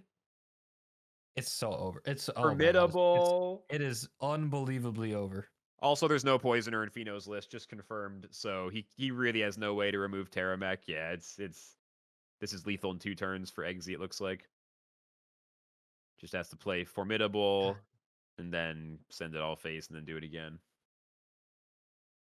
Yeah, I mean, this is an example of where Lemmy could be good if he was running Lemmy, right? Then he'd have more hard removal. Like maybe Lemmy is a deck that's going to get a little more popular to deal with these Terramechs with the irregulars and stuff. I don't know, but aside from that, like most decks, if you're not Shroud, if you're not Lemmy, I mean, it's just so hard. You have to get, you have to like PS8, and then you have to also use a repurposed hardware or something else like that. It's tough to answer Terramech. Maybe we do see repurposed come back, but anyway, Eggsy clearing up the board using his Formidable, gonna send at least 18 damage to face here and lethal guaranteed next turn. So unless Feno invents a play that has never before been seen by mankind, I'm pretty sure this match is completely, utterly over and Eggsy is going on to the finals.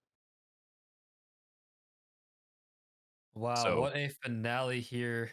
And yeah, I don't know what it could be, but there's gotta there's no way. But Fino's still just gonna go through the motions, just just check. in case. Maybe he accidentally put in a poisoner in between games and the system didn't catch it and he Yeah. you know yeah, it's not looking good, man. Oh, well, how do you feel, D-Money? We just about to wrap up our first time casting together on an open chat. How did we do? Should we get invited back? Y'all want to never hear from us again? What do you think? How was this? I feel like we had a pretty good run here. Yeah, I was feeling pretty smooth. I liked it. It was a good time. I don't want it to end, man. I just want to keep casting. I could do this all day, every day. This is like, it's like streaming, except even better because I get to watch the best players play instead of me having to play. Exactly. Like I said before, you don't like sometimes I would rather not have to make the decisions.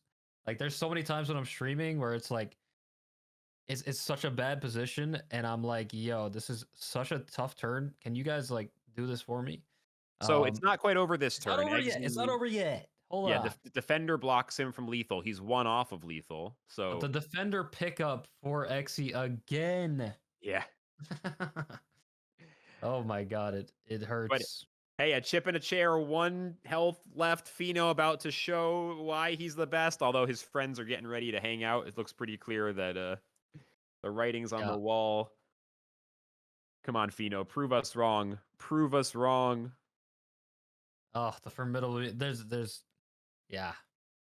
Feno played so well. I feel like he did everything he could, but at the end of the day, I mean, Xe, the Terramech roll, like that was I feel like that was like the only thing that could have saved him here. Yeah, it would have been nice to see this series without that 1 high roll. The Terramech just kind of won the game on the spot with a 1 in 6. Would have been nice to see a little more of a Eggsy having to fight for it in this game, but at the same time, Eggsy made some mistakes in 1 match, but overall, all right, everyone's waving by. Overall, Eggsy played really well, and again, I think it was a great example of tilt recovery. How it's not about never tilting; it's about coming back, and you literally saw that. This game is going to be my new example of like what do you do when you're tilted? Well, go look at that match of Eggsy versus Feno for a demonstration. This man absolutely showing how to handle stress when it's not easy, when it's not automatic, and just killing it, man. Great performance from both players. That was a crazy game. I mean, I got to watch. You guys did a great job casting, but man, there's a lot of situations in that one that had me thinking. I mean, that last game alone, the Terramech Shield Titan, I don't think he won without that, right? It was just such a crazy hit. Exactly, it was going to be, yeah. But he did play well overall. I think the game before, like we were saying, like there were some slight mistakes for sure. And moving forward in the tournament, I mean, you got to use the mistakes to fuel you. You got to learn from the mistakes. That's how you become a better player. Everybody makes mistakes at the end of the day, especially in a game like Parallel, which is just a tough game to play. It's a tough game to play perfectly. Every single, even every single bank is such a decision to make. and Yeah. throwing away the wrong card could just cost you the entire match. So you just got to tighten up the gameplay for the rest of it. But I mean, like we saw right there, it's kind of his tournament to win. He's got the RNG on his side right now, and he just took out the birthday boy. So that's what they're calling him. Yeah.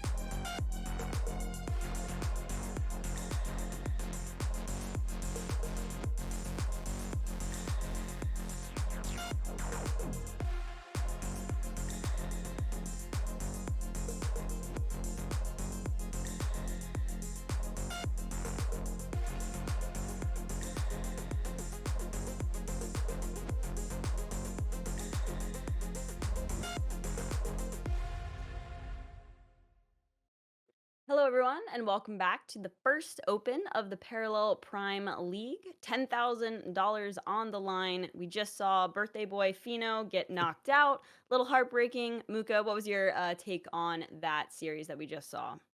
I mean, I think it was played well. I know it was a very unusual circumstance with Feno like having a birthday party. Good. I mean, unfortunately, he just couldn't cut it out. Like the Marco mirror, the ADHQ mirror, Xe was able to just pull it through. What looked like was a losing game ended up becoming it swapped over, and then the last game was just the Terramech Shield Titan doing Terramech things. It's 20%, right? I mean, 20% of Yeah, the time it's happening 20%. every single time. I mean, it's just it's brutal. It's a good day. It's a good day for yeah. rolling on your Terra. For sure. Well, I will say Feno looked like he took it like a champ. He's now partying with his friends. I mean, it's a $10,000 tournament, right? So he's still walking away with multiple thousands. So not too heartbreaking. But let's take a look at the bracket and see what match we're moving into next here. All right, so we've got veryfatcat up against Tony, which should be pretty exciting. Veryfatcat, very expressive with his emotions when he's playing. I know the camera got cut, so I'm not sure if it's going to come back, but always exciting to watch. And I think we're going to take a look at Tony's list because we've already gone over veryfatcat, but it should be a pretty exciting matchup. Yeah, I'm excited to see Tony compete. I know he started a little bit later in the last season of the Parallel League.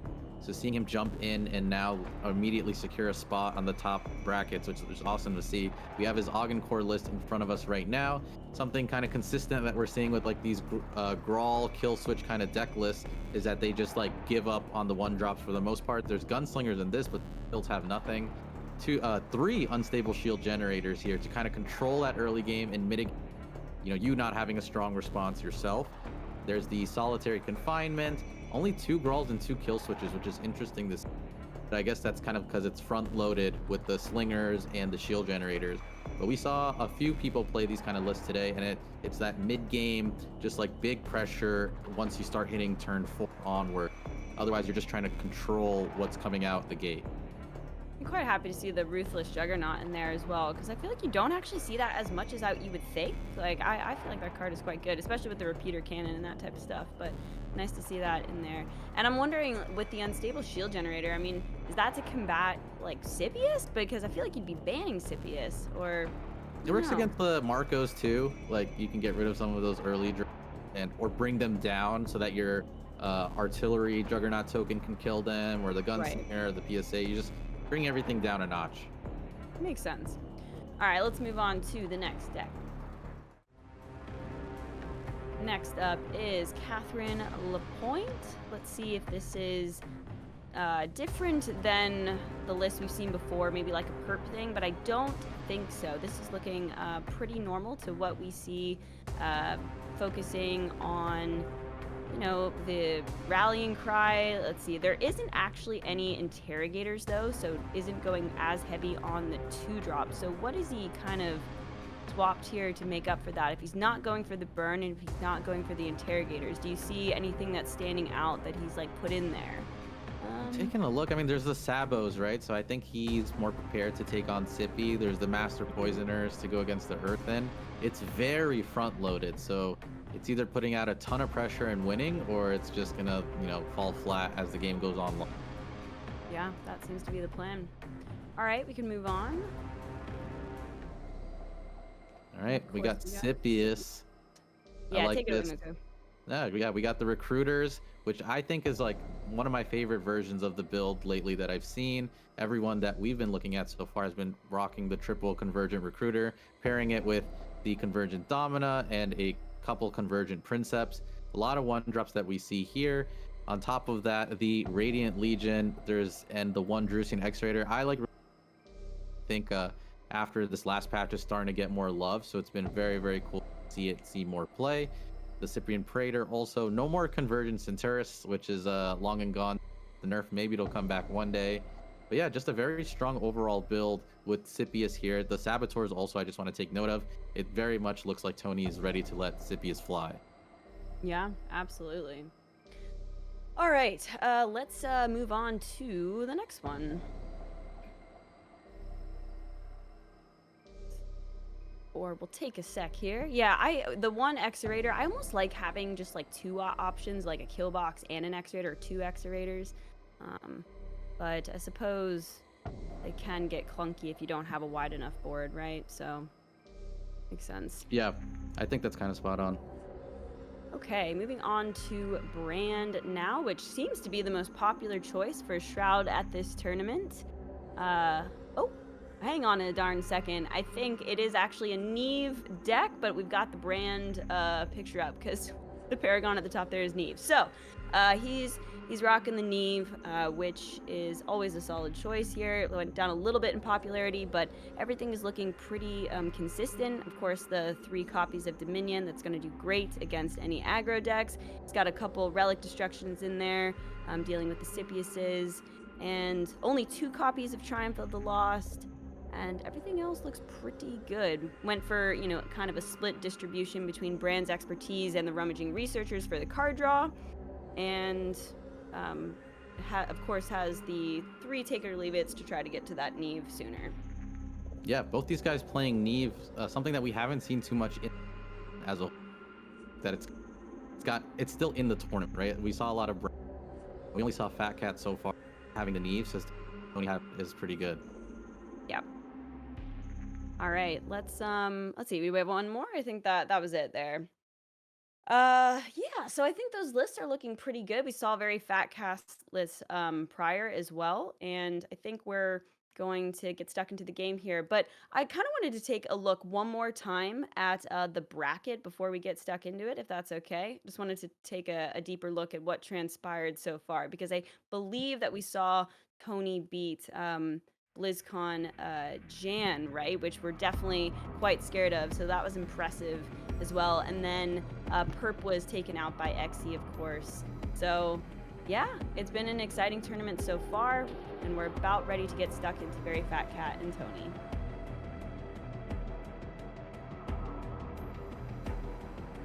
Predictions for this match. What do you think, Muku? Where am I leaning towards? Both of them have a pretty similar build, so it can kind of go either way. I see the bans. I mean, should we spoil it now? Spoil it. So yeah, Tony has banned Neve from Very Fat Cat, and Very Okay. Fat Cat has banned Sippius. So that kind of confuses me a little because Tony in so much relic removal in his builds. I guess it's for Earthen more often than not. know. I'm a little bit surprised too because sometimes if you've got the Neve, you're not as scared of the Scipius, and it's unlikely that someone's going to be banning the Scipius. But I guess letting it through is also just terrifying because it's Scippy, right? So, yeah, I think it'll be interesting to see that how that shapes up. But I see what you're saying about the relic destruction. I mean, obviously it's really good against Earthen, but you have to account for the Skippy as well. So Yeah, I makes think sense. where both these decks are gonna have like we're gonna see them either do well or not do well is the Kathy. Like Mm, it seems to be the deck that's kind of like it's like either really good or it's struggling. It's kind of hit that place now, which I think is kind of nice for the game. The aggro decks aren't like just immediately blowing out matches anymore. It's like the mid-rangey decks can kind of like regain ground and then win. So maybe we need to see some evolution on the aggro, which we saw from someone like Perp. Like his right. Kathy was more like going back to old inspirations where the burn just kind of finished off in the end. Yeah, I was gonna ask you what your favorite variation of Kathy has been so far, based on like what we've seen in this tournament. I think it's Perps Kathy for sure. Like Yeah, what he brought. He didn't make it all the way, but that was a very cool idea to utilize the synergy with charging for the rummaging researcher, stuff like that, with the burn cards, because then you don't have to worry about playing them and they're not awkward. They kind of go in the bank like the old school like Juggernaut Workshop OTK from like way back when. right. So then you would kind of like put all this burn in the bank and then suddenly can just explode, which is really very interesting. I like the idea. The one thing that I miss from Perp's list is or are the interrogators. I really feel like those are Hmm. super clutch in the Catherine's rallying cry, and so maybe some kind of combo if you can sneak those in Yeah. and also have the burn game plan would be pretty cool. But there's only so many slots in the deck, right? But I'm gonna have to agree with you. I think that Perp's Cathy list was awesome. Little bit of a bummer to see him get knocked out. I wonder what kind of went down in those games, if that version of Kathy betrayed him or if it were some other factors. But uh, yeah, it's been a pretty interesting tournament so far. I took to X, to Twitter, and said it because I think that having the special guests come in and do some casting has been really exciting. Lambie, Flux, D Money, they all did an amazing job talking about the games, and we've gotten to see Ashio gameplay. Like it's been different. I think it's been a pretty exciting open to start out the season. Yeah. I think if I had to give like an MVP, not just to like a deck, but a specific card, Master Poisoner has Yes. been like prolific across everybody's builds. All their setups are very, very reliant on like using Poisoner to equalize matchups, get the wins. And I wonder how that's going to shape up going forward because we know eventually that Master Poisoner is going to be going. And I wonder how I feel like that's a huge change. That probably changes like everything because it was so apparent in this tournament. Yeah. I to be honest, like so we don't actually know what the change is. No, They we just do. I think we oh, do. Yeah, what I is mean, the I tweeted exact it, so I'm pretty change? sure we do. It's going to be the code. It's going to get lethal itself. So that doesn't mean like it's like lethal like embedded agent where whatever it hits auto dies, and then if it dies through combat. Okay. But also it has muster give a friendly unit one turn. So it's not not everything on the board gets lethal in trades. It's Poisoner has lethal. It gives one other thing lethal, and then you can trade with that. Okay. I have mixed feelings. I honestly, I kind of like Poisoner in the meta as it is, but I do think, I mean, this tournament shows its power level, right? And so sometimes if things play out too similarly, it's nice to shake it up. So I think that'll be kind of a nice change. But yeah, I Yeah. think you're absolutely on the money that it is the MVP of the tournament for sure.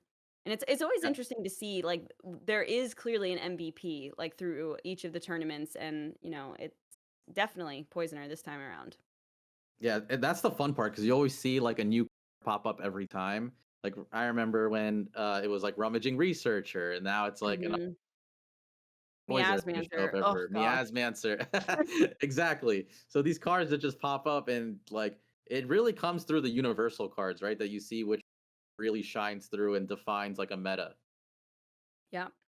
All right, we're getting stuck into the first game here, and it looks like we've got the Neve Scipius matchup. Yes, we got Fat Cat's Cam back. Let's go. He already looks like he's in pain.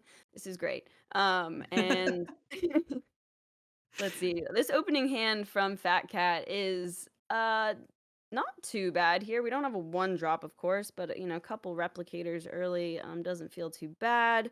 Of course, the Magna was nerfed, and we're working on getting Tony's hand, I think, but it might not happen, but that's all right. Yeah, I mean the relics aren't like super crazy. I feel like in Shroud all the time because Eclipsed Fate against it, and then on top of that, we know Tony has like the collateral damages and stuff like that. So I feel like if I'm Fat Cat, I don't want like this stuff. In other matchups, it's really good, but the genetic replicators are okay. The Triumph of Europa is not that great if all your stuff's getting banished. So the Magna's gonna have to carry a lot of weight going. Yeah. I mean, this definitely can be very tough for the Scipius, but sometimes they just get there. And I actually don't have Fat Cat's list up in front of me, but did he have one kill box and one X-Rater? Like, does he I'm have a double couple? checking it right now. We have there's two X-Rators, no Two kill box. X-Raters. Yep. Yeah. I mean, as the nerfs have happened, it's gotten harder for Scipius to take down the Neve for sure, but it still can happen. A little bit of a bummer to see the one drop come into the hand on turn 2, but it is what it is. Yeah.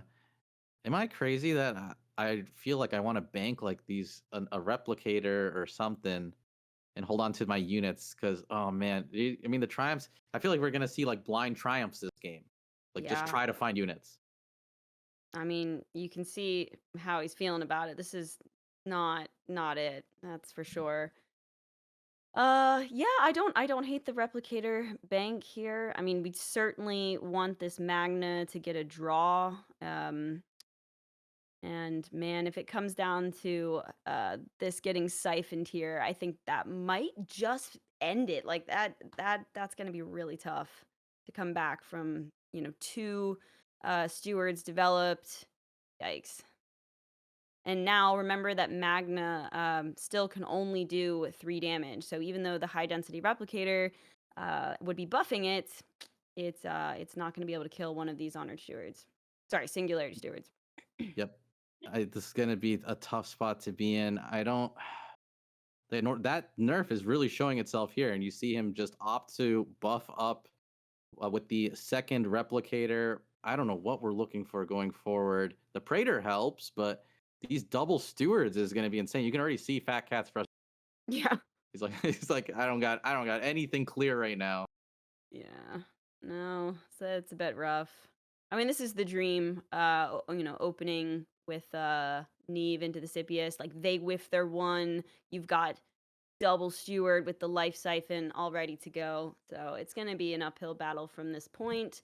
But there is a chance perhaps that these triumphs of Europas do something, but as you said, could completely whiff on it because there's been no development of the units here. Yeah, I don't know what we can be doing here for Fat Cat to make things look clean. What is Tony doing with this extra energy? Yeah. Honored Another Steward. steward. Ooh, Yeah. yeah, this is just full front face, like Shroud. Like when you see this happen in normal games, you go to the next one. That's what I'm saying. I honestly think Fat Cat would be probably best suited to just save the mental energy. Like, I mean, we'll see what the draw is here, but this is a go next, I I mean, think, using your Honored Steward like that too, I think that's got to telegraph that whatever you play next is also getting banished. for sure. But I will say, even if you didn't have a backup banish there, I mean, the stats, it's worth it. There's only so much, Fat Cat could develop on, turn 5, right? So Yeah, I think that it's worth. But I will say that that's a nice little board right there. We'll see if that he is a winds good up board. If having the there's no eraser. banish here, I think Tony may have like not saying it's like a misplay, but you want to use the banishes still kind of strategically. And if he didn't think that Fat Cat would go for this super tall kind of version of playing, which Cathari Right. normally doesn't do, right? I think it totally depends on what the other option was, right? Like you're still developing a 4/4 and buffing up your stewards. So, I think tempo, generally speaking, against Scipius, like if you have the option to go for tempo, you probably want to do it. Uh, but we can't really see what the other option was. He's taking time, so is there no banish there? He's definitely taking his time. It's brutal if he has to double trade, but it's not. Oh, No, no. okay. Okay, never mind. Okay. That's I don't think Without the camera, like I said, he could be like coughing, sneezing, Yeah. something's going on. he's like, I gotta use the bathroom. I'm good. I got to banish. We'll figure it out when it's my turn. Oh my gosh. Yeah, Whew. this is Aggro insane knee. pressure. 8 life. Yeah. Yeah, he just goes concede. Feel Tony getting bad. the He first looks so game. I mean, distraught. that's what you want to see as a Shroud, though, in those kind of matchups, right? Normally, it's a very matchup. You have to navigate with Neve. You need to properly use your Dominions and then put it with Amalia, get to the Neve, and then put a lot of pressure. Tony was like, I'm just going to skip all that. Exactly. Like you should be in a pretty decent position to take down the Scipius, but you'll take those if they can be fast, easy peasy. All right. All right, so one we've clock got the down. Neve out of the way. Now on to the Trying to next. think what goes next. Like, yeah, I think we're both thinking the same thing. Like, where does Tony go from here? I think Fat Cat probably runs the Sippy back. Like, why not? And Tony maybe goes for the Kathy. That's my guess. See that? Yeah, it's one of those things where it's like you have to play all of them at some point here, but I feel like oftentimes you're starting with your strongest deck, and so the running Scipius back doesn't seem like the worst idea. Yeah. You can try and run like Kathy into Kathy. Like back in the day, I don't even know how long ago that is, whatever. But you would play Earthen. You'd know your Sippy is maybe a bit weaker into Marco. You play like an Earthen and try to trick it.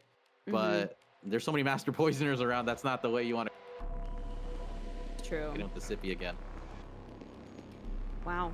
Yeah, the Poisoner's getting changed. Like I said, I think it'll be a good shake-up to the meta. But I like it. I'm You like personally a it? fan. Yeah, because Yeah. I think that right now, the go wide decks have too much of a free pass to go wide, because if a tall unit comes that someone developed a lot of resources into, you just play Poisoner and it's dealt with. Now we're gonna have to force like evolutions where like if you're playing these aggro decks, then it's not just gonna be such a freebie to push through the tall decks. True. I will say I worry about Titan just getting out of hand. But That's true, of course, yeah. with the new version, you can target another unit on the board, and so like if answering Titan is your only objective, I don't see why the new version of Master Poisoner couldn't do that. But in general, if there's multiple defenders on the board, right? It'd be hard to trade away. Sometimes if it's only one poison. So and with the change to no snitching, that also makes it harder to answer the Yeah. Titan. Titan is So- like the big outlier, right, for everybody. Yeah. It's this one card. Everywhere else, you're like, okay, this works, and then you look at Terramec Shield and you're like, does this work? So I don't know. There's other cards in the game you could argue that are going to have to become like the default answers, rather than I play go wide deck, I play Poisoner, and I deal with it. And we've seen some of those effects kind of come out, like solitary confinement and repurpose hardware, stuff like that. So I don't know if that's like the correct way to think about it, but definitely going to require some evolution, because we're so used to like aggro decks always being good. So Right. maybe we're hitting a shift where the aggro decks aren't as good or have to evolve in a different way. I don't know which way is correct, but I wonder what happens after. I think it's just healthy to kind of change the gameplay loop too, right? Keep it fresh. Like we're not going to get Deception for a little while here, so if the answer is just go wide token Master Poisoner, it's not gonna the meta's not gonna shake up too much, right? So I think it's good to make changes throughout the time here before a new expansion. Okay, all right, game 2, let's do it. Decides to queue up the Kathy from Tony and going into Very Fat Cat's Nehemiah, so did actually switch off the Scipius. Yeah. Surprised me a little bit. Man, these full mulligans with Earthen scare me sometimes, because we all know we're trying to hit the Steward of the Garden one drop. But sometimes they're amazing, and sometimes they're like, oh no, this is bad. and Oh that's when man. it gets like really tough if you don't draw that stew properly. Oh God. Good. I mean, yeah, that's it's not great. I'm someone that I think most of the time you just hard mulligan. I mean, hard mulligan for the Stewie.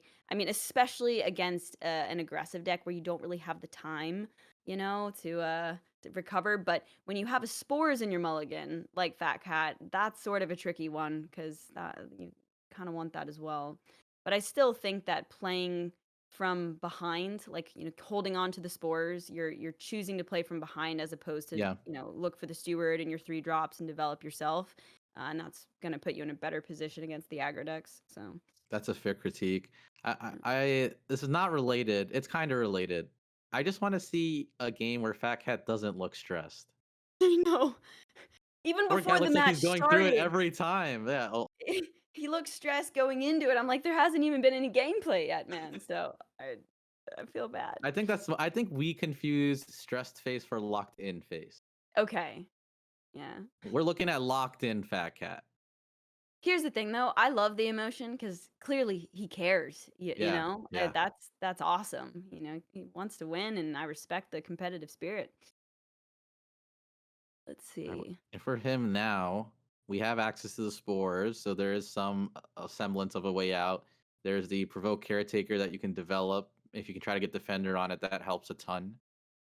We're not in a terrible spot. Like the Marco boards now, they look so daunting because there's so many units, but like it is like a lot. It's like death by a lot of cuts. So if you can like put something Mhm. that eats the cuts, it's not too bad. Spores should do not too bad of a job doing that. And I don't know. Maybe I'm too willing to Terra Glider for tempo. Like when I watch these matches, it seems like almost always people are holding it back for 6. But I don't know. I mean, if you have other options, I suppose you hold it back. But developing a couple units, even if it's a 3 or a 4 drop against an aggro deck, like I don't know. A lot of the time, it feels decent. Yeah. But I suppose you Tony have looks the option of strong. going with like Nehemiah or something rather than going for the Terra Glider. Yeah, I just I under like the Terraglider tempo is like good. I mean, not good, but it's understandable. But you just really want to hold it if you can, which is Yeah. like way easier said than done. Okay, well, that was a pretty juicy spores board. Bannerman could get out of range here, and Tony should pay attention to positioning for the decay. Mm, I'm trying to look at Fat Cat's like line of play. You just care. You can probably Nehemiah next turn and risk it all. You can't see. Tony has 5 cards in hand. That's a lot of options. If it's a rallying cry here, you're kind of like if it's a rallying cry, I think you Nehemiah. You're like kind of chilling and Yeah, try to have the Nehemiah just eat some of that damage. If it's like a I don't there's no VRAV in his build, I remember if I remember correctly. No, there isn't. Rummaging, yeah, even rummaging, yeah. I think now you just Nehemiah. You just hope you don't get hit by like a stray poisoner. If you can live through that, then you're fine. yeah, I agree. Definitely. If she sticks, it could be quite good. I mean, Yeah. then following it up with the Terra Glider, maybe waiting 1 turn though to get to 6, but I mean, Altar of Gaia, like if they need to do a little bit of chip damage to it and without a poisoner, then it survives. You could heal it back up. So there's some options here.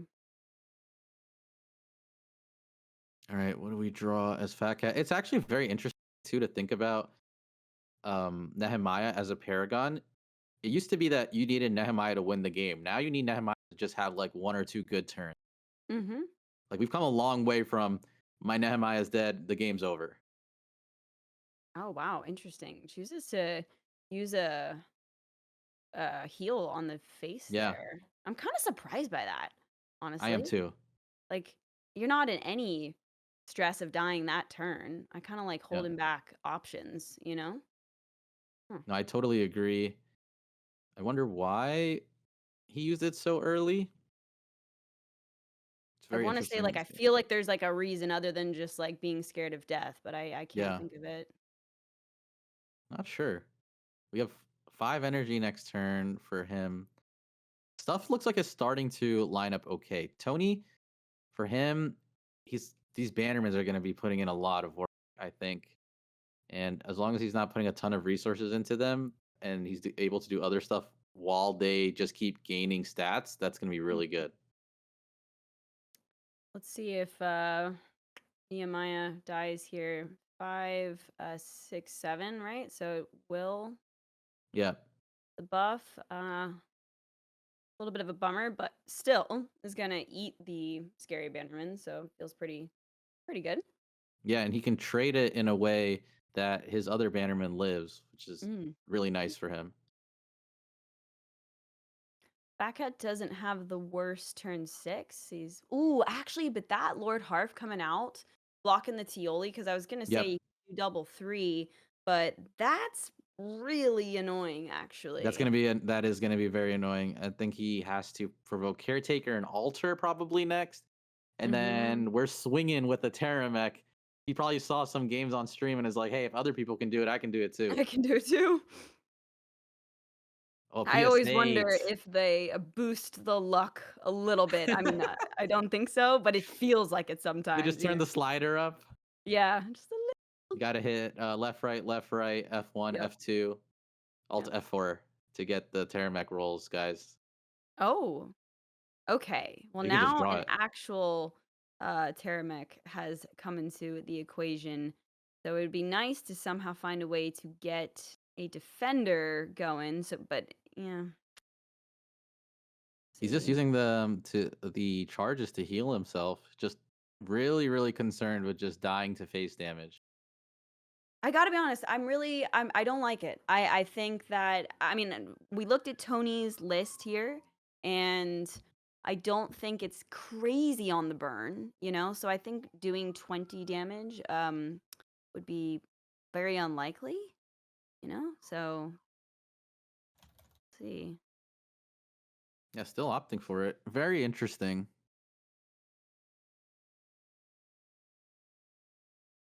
Draws into a Okay, I know snitching. snitching. Tony hasn't used Kathy yet. Has 5 energy now. I really wonder what comes. I mean, the Bannermans are actually putting in work in terms of pressure. Yeah, I don't know. Okay, throwing out another Catherine's rallying cry here. I mean, yeah, Tony is really keeping up the pressure. This is going to be pretty tough for Very Fat Cat to come in back into this, but maybe like a top deck spores or something. I don't know how many copies he's running, but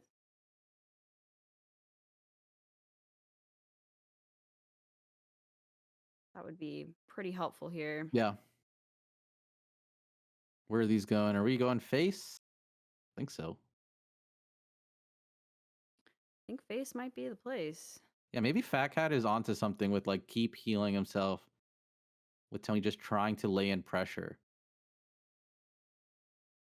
Could be. I mean, it's a kind of a tough situation because you know that if you leave Earthen with the units and then they start developing defenders, then you're eventually going to have to get through the units, right? So if you're Yes. sort of just preemptively taking away the options, then you might just be able to not be faced with that annoying multiple defender scenario. But he's clearly contemplating it a lot. I agree. I'm trying to think like what would I do in this situation? Maybe we're still waiting on a card to be played. Bank just went through. Okay, Okay, rummaging. researcher. I wonder if he had some connection issues there, because 7 seconds to spare to draw the card. It's a little unusual. Yeah, yeah, possibly. Okay. This feels like a game where it's like it feels very uncertain. Like both decks are doing what they do, but like independent of each other. Like they're not like doesn't feel like there's a ton of interaction. I think that's because Tony's like pushing face so hard, and like Fat Cat keeps healing himself. So it makes the experience very interesting to see what happens. Yeah. I think there's just an acknowledgement that there is a window of time where Yeah, beating the Earthens gets really hard, and Tony just doesn't want that to be the case. So he's putting forth a lot of effort to do as much damage as possible. But we see the Titan hit the board. No defender currently. But he just Oh, oh didn't reveal to attack. He's just go saving for the Terra Glider. Not gonna use it. Not gonna use the reveals to attack with the Peacekeeper or wow. Caretaker. Do you like that? I don't know. I don't think so. Because right now I'm mostly worried about damage, but Yeah. and yeah, I don't know. I The guess fact that I just got up, I can't deal with this. I'm leaving. Let me know when it's my turn. I think if you already have one Titan on the board, your objective is just like, okay, how do I get a defender now, right? And Yeah. so clearly, though, we see the Poisoner come down, the MVP of the tournament, as we've been discussing. I don't think Fat Cat's coming back after seeing that. Oh, there he is. This is now really scary. Yeah. I mean, let's see. 9 health left. Oh, a Spores pickup. Not quite enough, Yeah, it's not really. quite there. But man, I still like to develop it. I mean, these Altar of Gaias are going to be putting in some work. I mean, he was sort of like preemptively healing himself, but uh, it's been good for keeping him alive, that's for sure. Are we going for 7? And then you try and see what the Terra can grab? Yeah. Maybe we saw, was it the Malston Feno game where like the Terra was like legendary? It was against the Shroud, so it didn't work, but this is a different situation. We could see another Terra pop off here. All right, let's see. What's it going to be? What are we getting? Okay, Rummaging is hiding Oh, that's a the bummer, card. actually. Do you think it was Oh, that's worth? not it. No. Do you think it was worth going for a no snitching on the researcher just to stop the draw? Or No, no, no. I mean, if anything, you have to use it on Poisoner. yeah, of course. Yeah, Yeah. of course, of course. So there's 1, 2, 3 damage, 4, 5, 6, 7, 8. There's 8 damage on board. Okay. Healing himself back up. I mean, miracles could happen, but this is definitely looking kind of rough, not gonna lie. Yeah, this is pretty grim. Buffing up the Stalwart is interesting. Maybe just gonna try to look for damage later. I mean, it could just come down to the fact that Tony doesn't quite have enough damage to close it out here, and then he finds another defender, and then that 10-10 puts in some work. I'm sure there's more copies of Poisoner, though. Do you know if Tony has another I one? think he has 2. Okay. Double checking right now. Yeah, there's 2. Okay. So, I mean, that could be a little unfortunate for Fat Cat if he does actually manage to develop another defender here. Man, these first couple games, like that opening hand was not it Yeah. for Earthen. Like that was rough. And same thing with Scipius too. Like just did not have the right curve.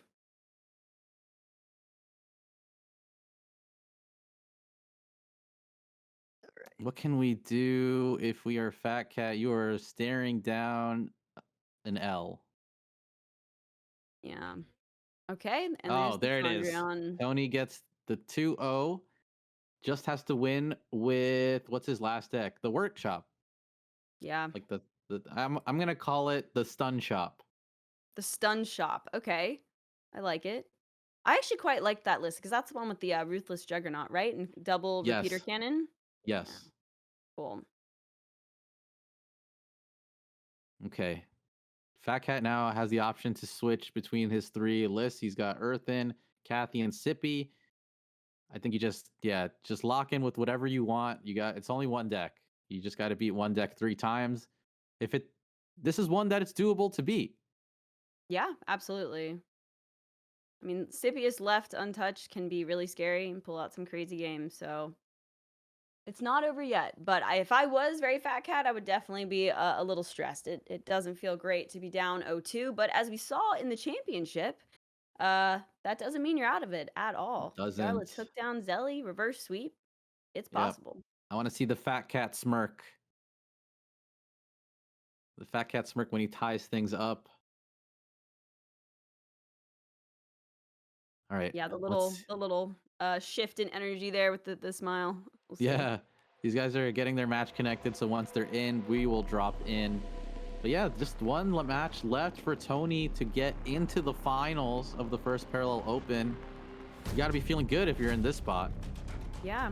Have we seen Tony place in top tournaments in the past yet, or? I don't think he's secured a top spot, but multiple times just under the line. Yeah, clearly a Very, very very good close. player. Just keeps running it back, and eventually we'll get that top spot. But I will say, Very Fat Cat has consistently made top 8s, right? I mean, he's Yeah. been there so many times. I don't Easily think he's Parallel's ever most taken. consistent player. I think so. Yeah, I would be really curious to have those stats of like who's made the most top 8s, but I would not be shocked if it was Very Fat Cat. Hasn't taken down in a tournament yet though, so it'd No. be really cool to see him win one at some point here. Well, Tony's got something to say about that. He's going to try to not let it happen. It's up to Fat Cat now to come back and reverse sweep. All right. I mean, in this matchup here, the Scipia should be better positioned, right, against the workshop. But again, I mean, the thing with Scipius is that if you just don't get your strong start and the opposing player does, I mean, it's pretty tough to come back. Yeah. Again, there's 2 Master Poisoners in this list, so any big units are going to have trouble. We even saw in the last set that Xe, I think, cleared Feno's board like 2 times and still lost. Wow. So it goes to show you that Scipius is still very resilient against these kind of decks. If Tony pulls it out, it's going to have to be. It's not like the way he won his Shroud game, right? It's not like you can get some early games out that units out that scale and win. It's going to have to be much more convoluted. Isn't the right word, but like a much more strategic way of getting the win. Yeah. Oh, you see Oh that my, opening Fat Cat. hand. Come on. My heart's hurting for him a little Yeah. bit. I mean, all of these games, and I believe that he's gone first in all 3 as well. Like I don't know if we've seen him get the double mulligan. I mean, he definitely went first in the second game, and that might have been true for the first as well. I think he went first every game. I think you're Yep. correct. So to get such poor starts starting off is very tough. Yeah. Absolutely. All right. Well, Tony's in a pretty good position. He's got to be feeling a little relaxed and happy to not see, a striker come down Yeah, turn this is 1. going to be crazy. Oh, 2 Lord. turn whiff. 2 turn Oh, whiff on Sippy. And it's not even like turn 3 makes it insanely better. That's just rude. this is when I start getting superstitious. I'm like, what did I do to the RNG gods on this day? Like, it never feels good, but, sometimes it just happens with card games, but, is All what right, it well, is. if you're Fat Cat, you just dropped the subjugate and pray, but you gave the turns that Tony sacrifices like a pass, and now he'll be able to really start pushing in a few turns. Yeah. I think it's pretty clutch. Okay. Yeah, I was gonna say it's really important here. I think that Tony does have a 2 though, because he needs to take advantage of the fact that he's whiffed his opening turns. Yeah. And the unstable shield generator is, not the worst. Kind of stops like cunning Scipians and that type of stuff. But we see him drop the subjugate. It's gonna live through the shield generator, dealing 2 damage to the board here. And if it can stick this subjugate into Fat Cat's next turn, that'll be great because he could potentially get the subjugate maybe out of range for the Juggernaut coming down and pinging it, but he would need a couple units in order for that to happen. I feel like we're gonna see like a Slinger PSA. Actually, maybe not, because it would have came out already. Yeah. These players like to keep us in suspense. They don't just show us if they have the answer or not. It's very rude. actually, if he doesn't have a way to boost the Juggernaut coming out this turn, actually, that would only be turn 4. So this Yes. subjugate should live if there is no PS8 or Oh, another one. Gunslinger. Interesting. Well, there are 3 copies in the list, right? So, Yeah. Praetor is kind of cool here. You can mhm. triple buff in one turn Oh, by banking. Okay, there it is. well, there it is. It was Just looking like, kind of hopeful there because he could have yeah. banked the unit, getting a clone and then developed another one, but Yep. 100%. But now we are on the back foot again. You can Praetor, but it'll lose 3 health because you can see the frustration. He's like, what is this? yeah. But the shield generator will kill out the 2 Scipius tokens, and then that'll reduce the attack of the Praetor because it gets Yep. buffed when there's one present. It's not a good spot to And be in if you're Fat Cat.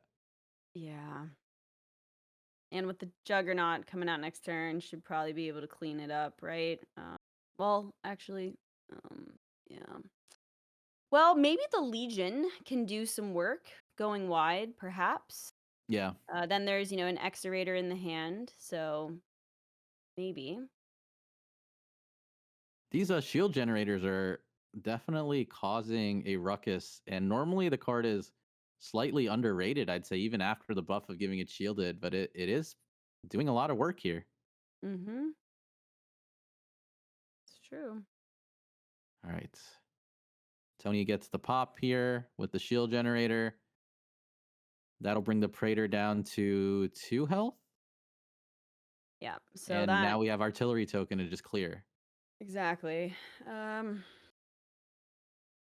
Again, I think this might come down to this Legion sticking a wide board. And, we've already seen 2 unstable generators come into play. So there might not be that great of an answer for a little while. Of course, there's probably like AOP and that type of stuff. But, ooh, or that. That's pretty good. Or that is a good That one. that's a good one. I think Man, I gotta admit, I just feel like Tony's had complete control of every single game here. I mean, this yeah, seems so tough to come back. this is very tough. Fat Cat has to play to his outs. I think he has to go for the Legion. Hope some of it sticks. Poisoner, reset, push from there. Because he has cards to rebuild board now. It's just like the momentum is not in his favor, especially with the glaive sitting there. But if he can go wide enough in one turn and then get some poisoner trades, then something can happen. I feel like, yeah, I mean, I had a little bit of hope with the Legion, but that glaive is just too tough. I really think he's gonna go That for guy it. will have how many units? 6 units on board? 7 units on board? Yeah. He's kind of got a nice play next turn with the standard bearer and the praetor, like 2 into 4. Yes.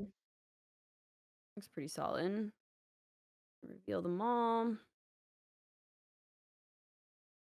I think And yes. Poisoner is the hope. If this board gets answered, I don't know what Fat Cat can do. Like, there's cards, but like they're not. It's not like it's not doing everything. Maybe you're right. If this fails, then Standard Bearer into Praetor is also strong. Can like withstand some stuff. So yeah, let's see. That's 7 units on the board here. You're right though. I mean, gosh, if the poisoner is sort of what gets him back into this, into the reverse sweep, I mean, then poisoner's definitely the MVP of the entire Yeah. tournament. Like I could kind of see it. I mean, let's see. Obviously, he's going to take out, um the left few units here, and then able to get another attack in. So he's going to be left with what 3 ones, perhaps. Exactly. Like there's enough of a board presence here that unless Tony just full clears with some shenanigans, Hmm. Fat Cat can turn it around this following turn.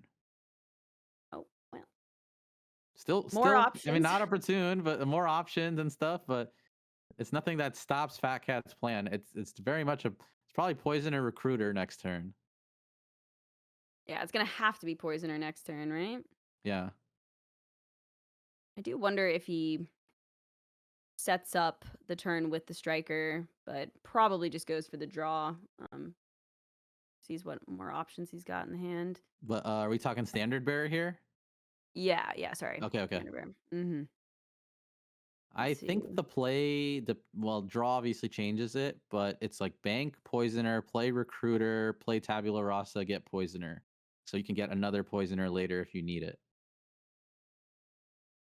Yeah, probably smart to do. Oh my god. Oh Lord. Oh my Okay. god, that's so cool.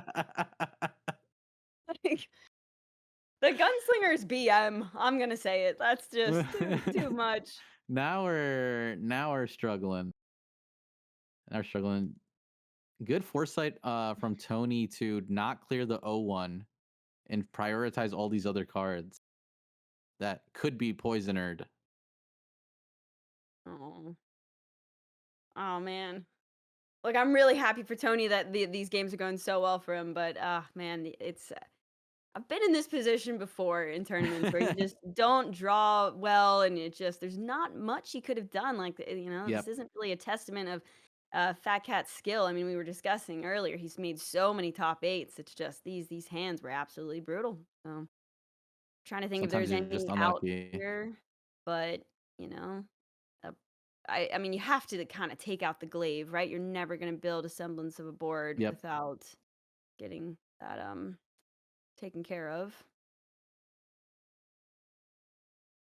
Okay.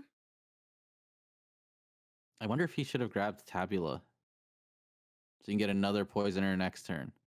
Oh. Hmm. That's an interesting idea. Yeah, because you 2+4 this turn, and then you could technically 2+4 next turn. Like, you float 1 energy, but at least you have poisoner again. All right, he's taken out the glaive. Glaive's gone. Okay. I'm ready to see Tony double coin into Sestamir. Oh dear. I feel like he's I got a don't know if lot of good pressure. I don't know if I can handle that one. Just the fact that the poisoner can be taken out by the 1/1/2 is really rough. I mean, heck, you could go upcycled on the 1/1 and have something crazy in your bank, perhaps. Yeah. Tony's going to keep us waiting in suspense. All we have right now is Fat Cat's hand to try and figure out, is there a way out for him? But I don't think so. I think Tony has got this locked in. I think so as well. I'm trying to think if there's maybe like a triumph play, but triumph can only do so much for you when you're this behind. Like Kalar could have been cool, but I don't even know if there Yeah. is a Kalar in Fat Cat's list here.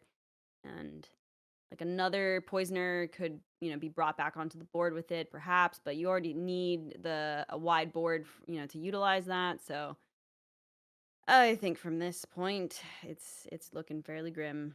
Yeah. I liked seeing people play the repeater cannon, by the way, like seeing it have its Hmm. moment. Like, there's a lot of the Augencore decks just outright playing it instead of like trying to get it off a Grawl or a Ruthless Juggernaut, and it is doing a lot of work. Yeah. Uh, I do you ever go double cunning Scipion there? Like I almost like full wide. I mean, it probably doesn't matter, but if you're able to put the striker, double Scipion, and then yeah, the tabula, you're going If he has extra. access to Poisoner, yes. Right. And I mean, Yeah. well, technically like a triumph top deck or something Yeah. would have given him. Let's I, see. Does he draw it? No. I We think I haven't would seen a have liked single that. triumph, have we? No, we haven't. I mean, I get it. Like the Praetor has defender, it can block a little bit, but I think I would have liked to have seen the full wide board there. Yep. Tony has access to another token this turn. He has Okay. access to it right now. You probably see ping, the artillery juggernaut token, ping the Praetor so that the repeater cannon equipped our other version can just swing and kill it. True. Yeah. Just needs to focus on making good, efficient trades, and he's in a great Yes. position.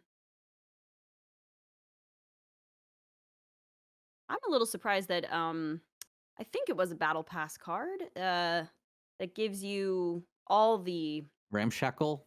Ramshackle Arsenal mods. Like we haven't Yeah. seen that in these competitive lists, with the repeater cannon, juggernaut, Yes. that type of stuff. And I really liked it, but maybe people just think it's a win more card, it doesn't quite make the cut.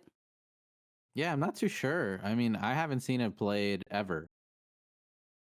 It's one of those cards that I don't think has got. Maybe there is something there. People just ignoring it.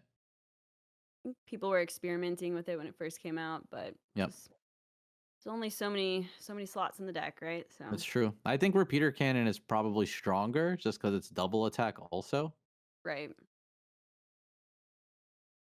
So let's see. With Scipius being cast, I mean, we know there's a Legion, but so many cards are already revealed. I don't believe there was like a Wong or anything that's come down from Very Fat Cat's side. So, I mean,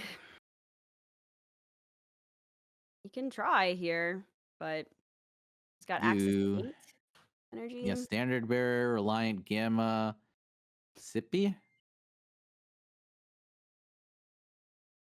I Hmm. don't know if this what this super accomplishes, but I don't think Fat Cat knows either. Yeah. I don't know if the game would have been super different if he had gone wider last turn, but yeah, both Exorators in not have doesn't have access to those. It's wild that we haven't seen a single triumph yet.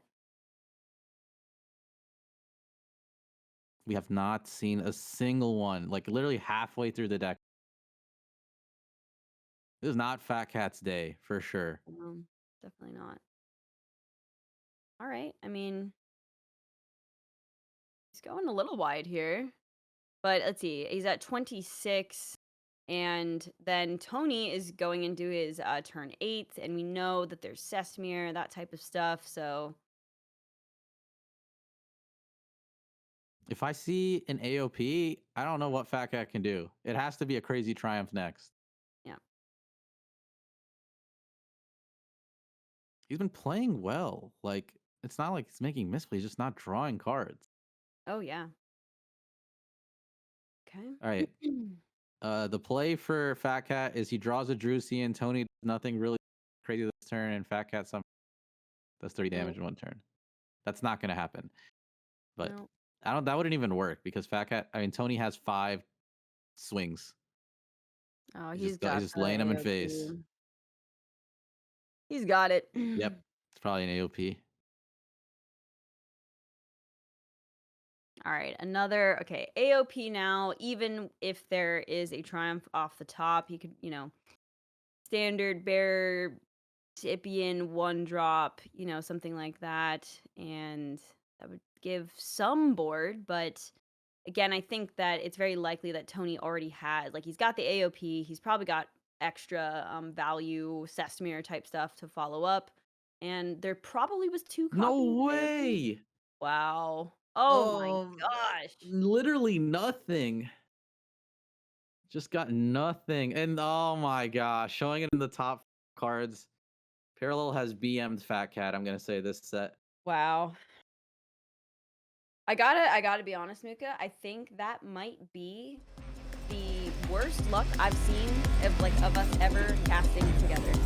It is by far the worst. That was by far the worst. I've seen in terms of draws, opening hands, RNG, name everything. It is the worst.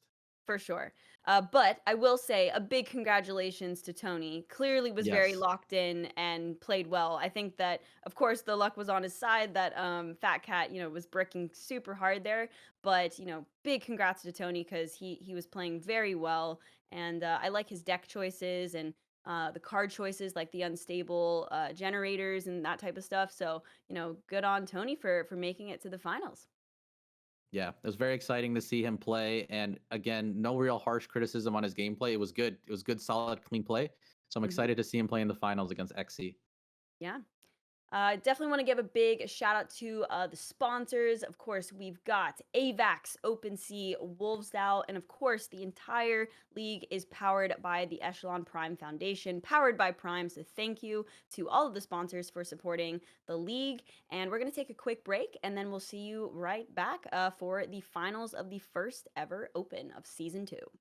Hello, everyone, and welcome back to the first Open, $10,000 on the line of the Parallel Prime League. Quinto and I are going to be taking the finals, where we're going to watch Tony and Exy fight it out, and they are both a part of Paragon's DAO. So, Quinto, you're probably pretty happy to see that, right? Let's go, Paragons! Yeah. So let's take a quick look at the bracket and see how we got to this point, a little review, and then I think the match is about ready to start. Yeah, for sure. Just kidding. Let's just talk about your favorite moment of today, Quinto. What has stood out to you in the first Open? Definitely, we have been seeing some off-meta plays going around. Some great plays from many players here. I definitely loved casting right there with Lambie. I think it was such an enriching experience because of his high level. I was getting like trying to keep up with his mind of like predicting stuff, but it was cool. It was a challenge because I also tend to like to predict stuff and all of that. And we had such a great moment just memeing around in the possible insane plays that could save the game. So that was really exciting and happened many times. Yeah, I really enjoyed listening to you cast, both of you. It was a good pair for sure. So, and you guys had the I think you had some of the Meritus Enraged Beast games, right? Like that I think was my favorite just sort of deck selection. Like that was really cool to see.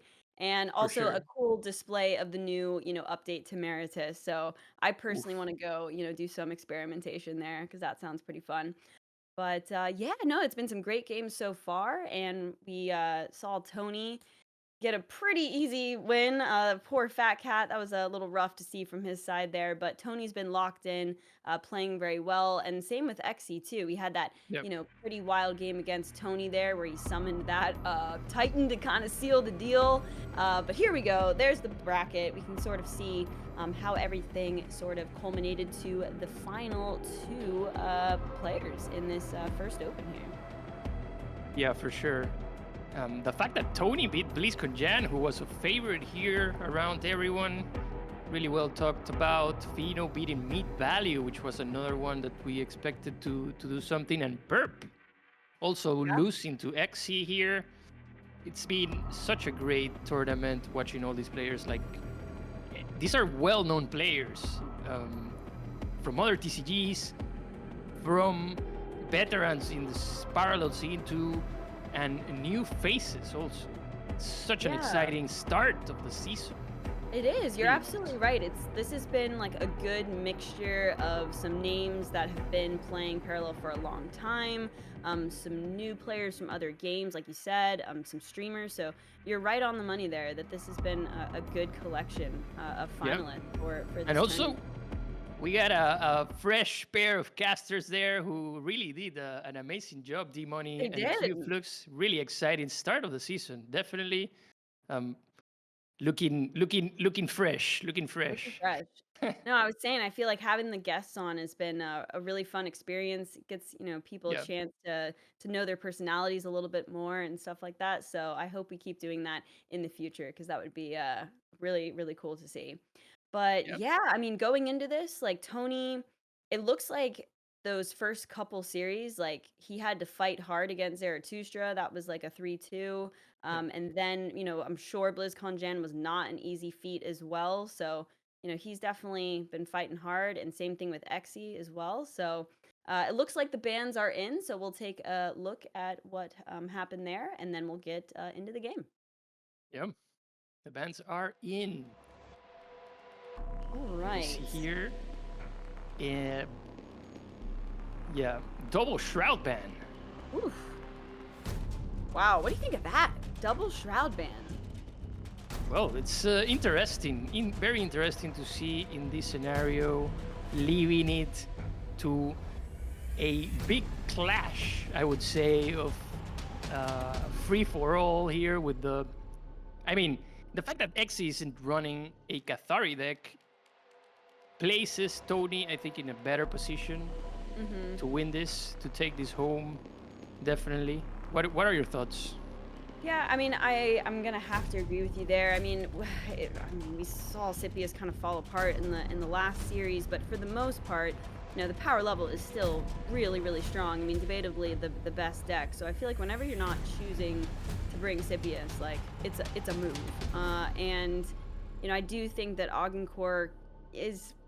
Yeah, I don't know. I mean, we've seen it get some wins, but choosing to bring that over something like Scipius is certainly a choice. But it could work out, and I also think it depends on how practiced you are with the list, like what you feel good about personally bringing to the tournament. So, I don't want to doubt Xe's decision here because look, I mean, he's in the finals. He's done pretty sure. darn well so far. So it might just be the right lineup for him personally.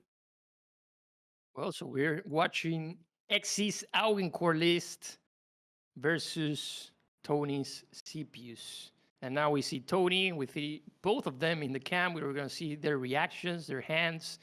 It's going to be exciting finals here.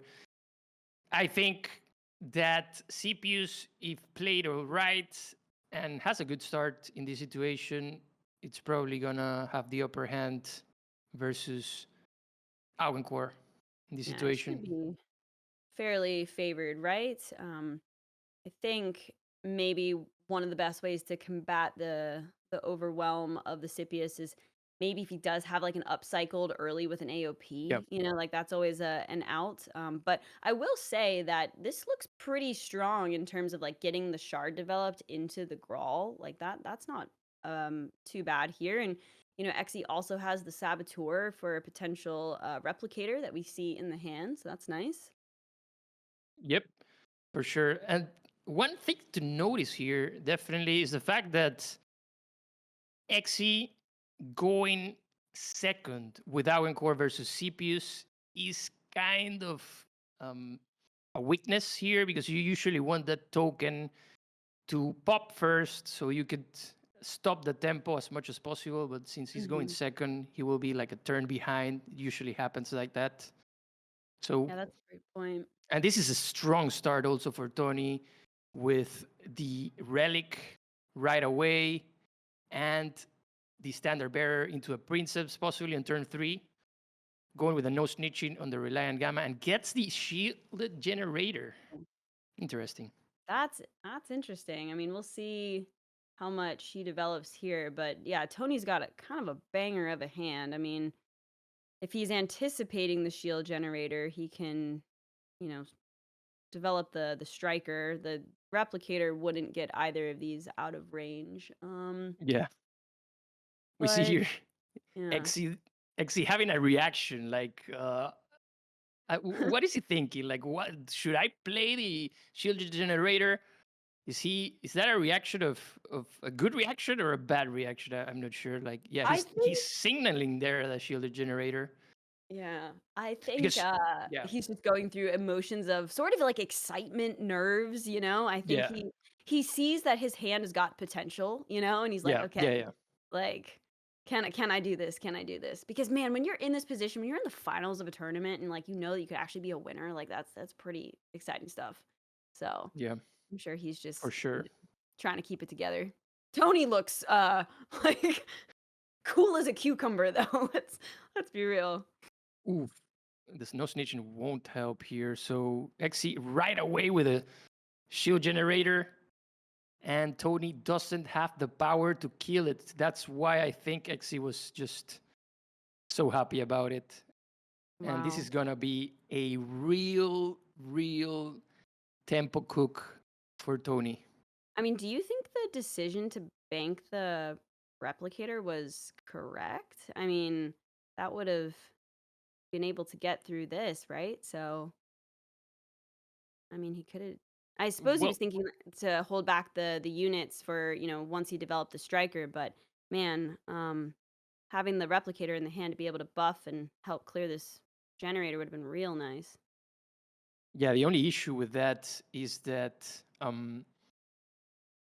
like if that replicator was cooked by the saboteur, which Mm. was X's plan all along. Like, okay, that I think that's why his excitement. He was like, okay, I'm gonna play this shield generator, and then the Sabo, if he plays that replicator, and for Xe, that would have been so awesome, Yeah, and you're would have right. been so like detrimental for Tony.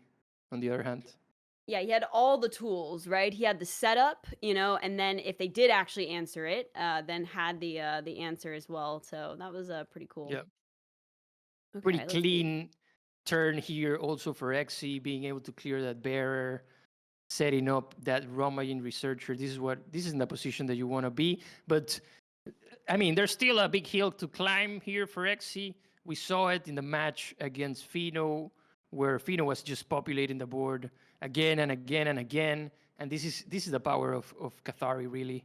So we'll see. We'll see if Xe manages to actually set up some kind of tempo and develop a board strong enough that can actually deal with Cathari.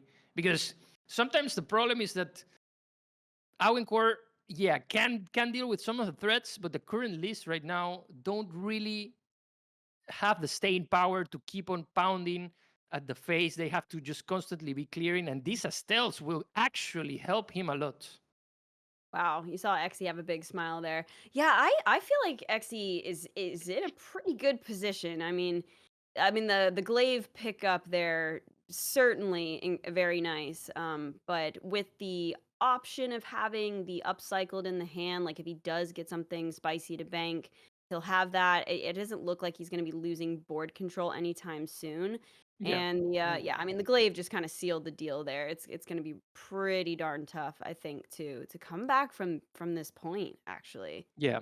The glaives is really it's one of the scariest units you could see playing Cathari, definitely on the board. So I mean, we have seen it. We have seen it before, time and time again. So it seems that Tony's going with the Radiant Legion here just to, no, going to populate the board. But this is exactly what the glaives is so good for.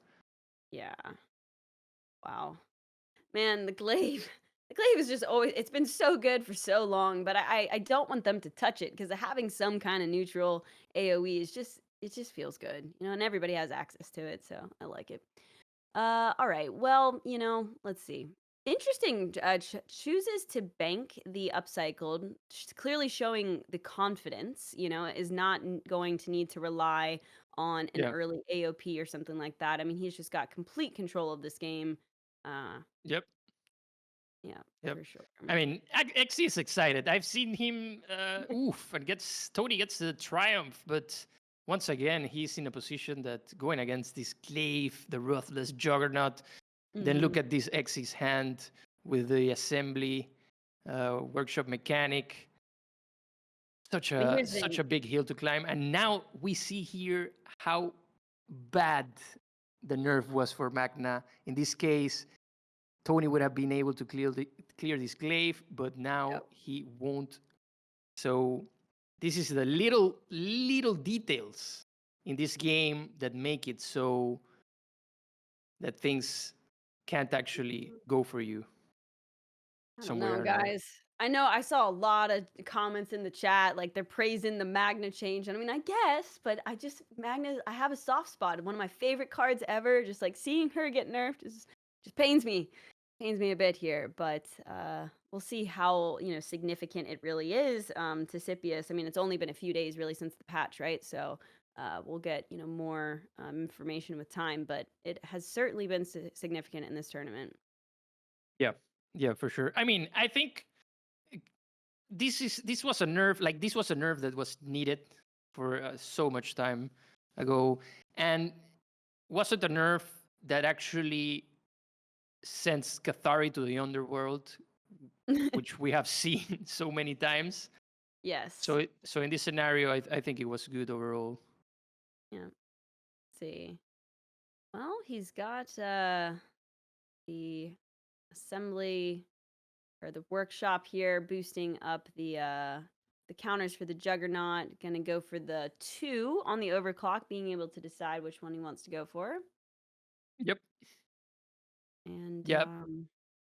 Getting the token also at the end of the turn. The Juggernaut will be able to reveal a card. He gets the upcycle tech, probably copying the kill switch and being able to draw with the Romayan researcher also. absolutely. Wow. I mean, it's very clear to me how practiced Xe is with Augencore. Like he's playing it very cleanly. And he knows exactly what he's doing. He's making Yeah. plays quickly. Like we were sort of questioning the decision to like not bring Scipius, like maybe over Augencore perhaps, but he's locked. Yeah. Definitely this board. Look at this. So much tempo. There's nothing much that Tony can do here to actually regain the board. Definitely manage he's playing this CPUs, which is actually just played a tabula right away, and he probably is gonna concede here, and that's gonna be it. Nice. Well- Well, great first win for Xe there. Yep. And that's got to feel really good because we were discussing like Scipius should be taking that probably the majority of the time, right? Yeah. For sure. So, what are we left here? Xe with a ADHQ list and Earthen versus the rest. Definitely, I think Tony is gonna want to win with that CPUs right away just to get that early win. Probably favored against both of X's decks. Yeah, Am I right? probably. I think I struggle to beat Scipius when playing ADHQ. So I'd say that that's true. And then with Earthen, I think things can go right, but I think Scipius should be better positioned against both of them. So I would not be shocked if Tony cues it up again here. And is Tony's Markolian a Kathy? I believe it is, but just double checking. So we don't have the list in front of us right now. Yeah, Tony is running Kathy. Okay, yeah. So, yeah, I think you're absolutely right, Kinzo. I think he's going to run the Scipius back, and I would not be shocked if he gets a win with it there and then sort of evens the scales going into the third match. Yep.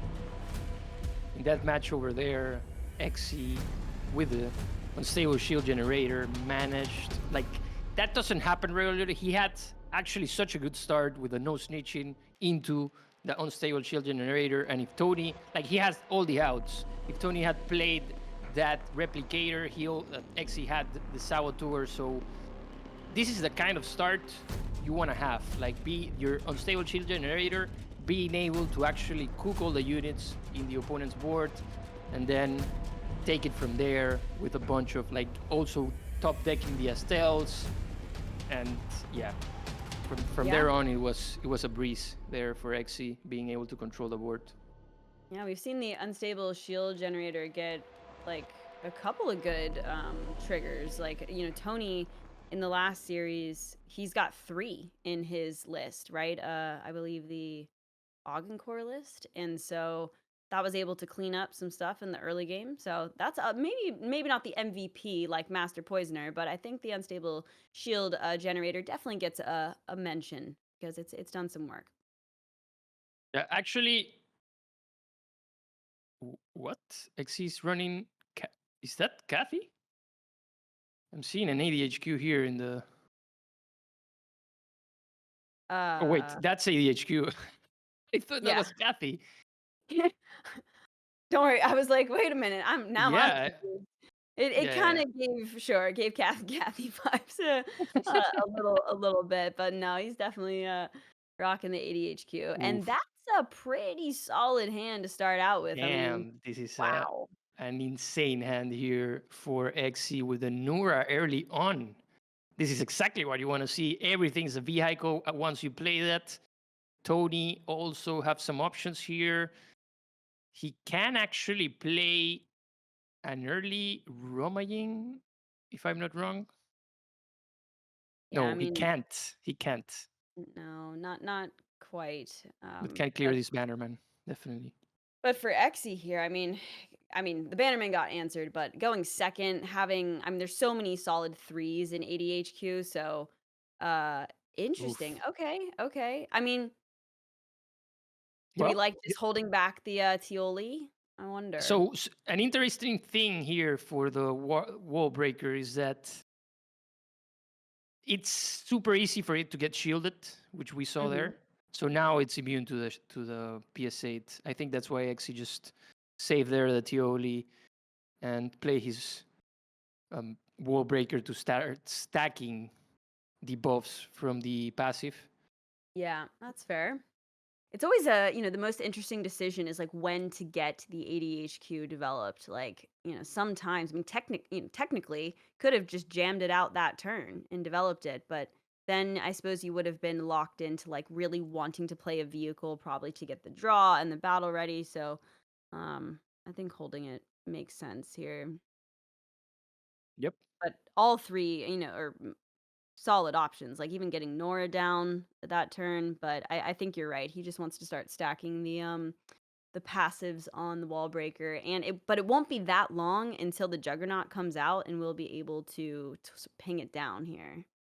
Yeah, Oh, true, true. And there's a chance here for running the Estelles. He goes ahead and plays the Paragon, wow. starts I cycling the deck, I and then don't yeah, know how I feel about this. I mean, we see that there is technically an answer to the ADHQ, right? I mean, you can run in to the shield pod and then or excuse me, you can PS8 the shield pod and then run into the ADHQ and ping it off with the artillery. And then you just are getting rid of the ADHQ for the rest of the game. Wonder if he'll go for that. yeah. You like the ADHQ Paragon is a kill on sight, Mhm. so he can't actually target it right now. I mean, Tony can't actually target it with that PSA to help it kill it. So it will survive, and then Well, you could PS8 the pod, right? And then run into it with the rummaging researcher and oh yeah, yeah, yeah. yeah. You're totally right. So this Yeah. AHQ is gonna get cooked, sadly. I gotta be honest. I either liked like coining it out on turn 2, getting it developed, or not playing it this turn. Like I think it was a bit hasty on getting the ADHQ out. I mean, unfortunate that it got cleared. It could really worked out, but now it's gone for the rest of the game. So it's a bit unfortunate for Exy there. And judging by his facial expression, I don't think he's too happy about it. Yeah, Like you said that, I looked into the camera and he was like both hands in yeah. his face. I mean, still has I the armed here to clear one of the Roma units, drop that Estelles, start developing the Estelles in that mhm. scenario. As the machine is forced to bank the Earthbreaker cannon, which was a good one to have at some point in the game. Mhm. But yeah, developing the Estelles here, probably getting a good buff. No, Okay. there it is. So will we see another Estelles for Tony? I I do wonder if he's got the smuggled supplies in this for the Earthbreaker kind of combo in the end, where you can, after developing the Nora, make the little one drops off vehicles and then bank them. I'm not sure, but Yeah, he doesn't have it. He he doesn't doesn't have the have this. Uh, it. Okay. wait, And wait. I think without the push of the ADHQ, like he might struggle then. But we'll see here. All right, what has Tony got for this turn? He's got 6 energy at his disposal. Looks like Yeah, he's considering going for the Wong, getting more cards to the hand here. yep. Exy's expressive too. This is the contrast of Tony just being like stone cold, showing no emotion. This is good. Tony went with a stabilized shard, setting up the turn to play AOP on the Wow. next one. And Yeah, this is that's looking yeah, very that's good. gonna be it. I mean, these Estelles can do some damage, but I don't see it now without the Earthbreaker cannon. How will Xe actually set up a board in a way where he deals with this? Definitely can't play that artillery bowly. Either maybe he can actually play the Bannerman, drop the PS8 on the one artillery bowly, the Bannerman. Well, he didn't go with that, but that could have been a way to actually clear the board. Mm-hmm. Man, I feel like Xy's playing fast. I feel Yeah. like he's kind of throwing plays out there, and Yeah. I think he needs to slow down a bit. Like Yeah. I don't. I'm not necessarily saying the plays are wrong. I just think that he's playing a bit fast and maybe not considering every single option here. Yeah, well, I was gonna mention that because in the last match, even if he had the upper hand and played well, he did some mistakes. I Mhm. mean, what they were very little, which was basically attacking units with a higher attack that he could have prevented from attacking them, and choosing the lower attack ones, which in some cases that min maxing really matters. So yeah, you're right. He's playing really fast here. Mm, So real we'll fast. see how this ends up. Yeah. All And right. Taf here being able to cook the Bannerman and not the Vindicator. Yeah. Of course, that Vindicator nerf pretty relevant. Like it's crazy how just like one attack. I mean, you're still gonna play it in an 80 HQ deck, but we've seen it get cut from the Kathy lists, and it's just one little minor change, but it's seemingly pretty relevant. Yeah, I think Xe here forced to play double Romaying just to replenish his hand. Yep. But at this point, Tony's full of resources, like so many answers, especially against a deck like ADHQ, and no Earthbreaker Cannon that could possibly be comboed in a way where you can get a bunch of damage to the face with the little units. So Yeah. it's gonna be interesting to see what's gonna happen here for Xe, definitely. Yeah, the win conditions are starting to dwindle a bit here. If Tony can keep up the board pressure, because with ADHQ, you either like kind of just take it early with just a lot of really chunky minions in the first few turns that the opponent struggles with. But if you lose that, you kind of have to rely on either like an end game push that can either be the Earthbreaker cannon or a massive swing with the ADHQ developed and the battle ready units, and he Yeah, doesn't have any of those options, and exactly. so yeah, I think he's gonna struggle. Yeah, the unstable shield generator seeing play in this tournament and Hmm. lately overall, it's impressive. A card from the basic set that recently got buffed with that Yeah. shielded and a higher health, I believe. Did it get its health buff too? I definitely got shielded. You might be right on the health as well. Yeah, not sure. Well, yeah, not sure either. Maybe I'm tripping there, but definitely so many resources here for Tony being able to drop the Estelles and the Grawl, probably copying here nothing. I mean, he's So yeah, looking so good. I mean, that is such a threatening board.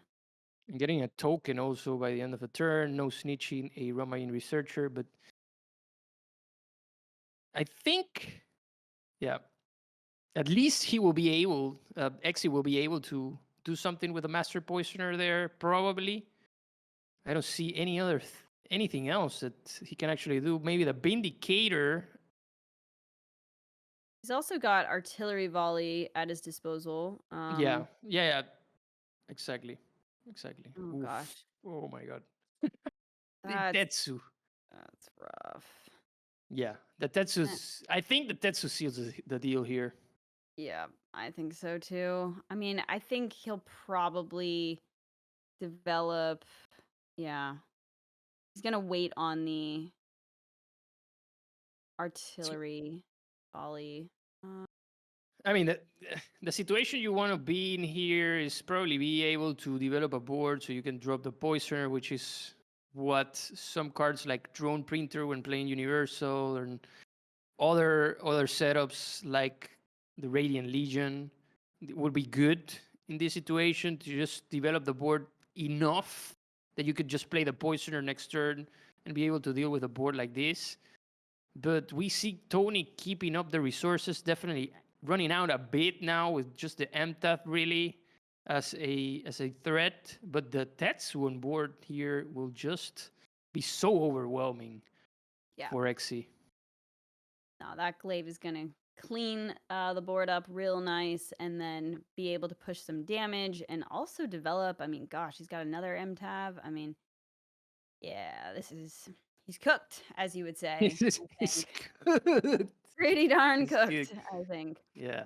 Um, I I always remember when you're casting with Muka and you're in you guys are in a situation like this and you're still like, well, there's definitely an out and there's definitely something Exit can do, and I'm just in my mind like, this guy's so cooked. he's so done. Yeah, well, that's the role of the caster. You still Yeah. gotta, like, narrate as if there's a chance, but sometimes it gets pretty tough because you're just like, I don't see the out here. Yeah.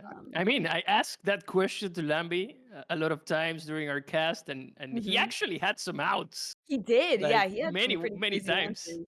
Like, yeah, Quinto, there's definitely an out here. Like, look, you drop the Terra, you drop the Terra Glider, the 50-50. We see a Wong here for XC. Actually, okay, hang on a second. If we go, Ooh, we're gonna yeah, true. eat our words here a little bit. Two Embarrassing, but buffs, yeah, 2 buffs into almost a full. Actually, no. no Yeah, switching 2 buffs. on the Tetsu, important, and Yeah. the Bowli. That's No, it's good, but it's not good. I don't think it's good enough. I mean, I it guess has there's not a. shielded. No, yeah, it's not good enough. Oh, It's not good enough. yeah. But well, But it could have been. I mean, if there was like a full 7, like that could have been quite significant. Obviously, the aftermath would get some stuff there, but in general, it wasn't half bad yep. for the sake of the conversation that we were discussing. Uh, but Oof. it's nice. The workshop assembly mechanic here to just keep up the tempo. Tony also with the MTAF that he could drop just to have more units on the board. Now that the artillery volley is out of the way, just send Drillion in XC's deck right now as a possible board removal. But this Tetsu is just gonna summon a bunch of Beehive Colts after it dies, so the Sandra Leon can actually stop the madness. Yeah. No, I mean, this is such a nice play here. You can get the MTAV down and boost the counters of the Juggernaut, getting another one. I mean, that's like so much pressure on the board. Yeah. I don't think there's anything And, that. and probably we see an attack Juggernaut with that. When you see an attack Juggernaut, it's because you're so ahead. Yep. That's when you know. I will say though, like I think the previous game, for the most part, XE played it very well. I know you said there were a few things here and there, but he looked pretty good. But this one, I think he played a little too quickly. I really didn't like the choice to develop the ADHQ when he did. And also he used the Tioli to get out something like kind of early. Maybe it was the glaive. But I mean, in my yeah. experience with TCGs, like having the chance to ramp is always like the play.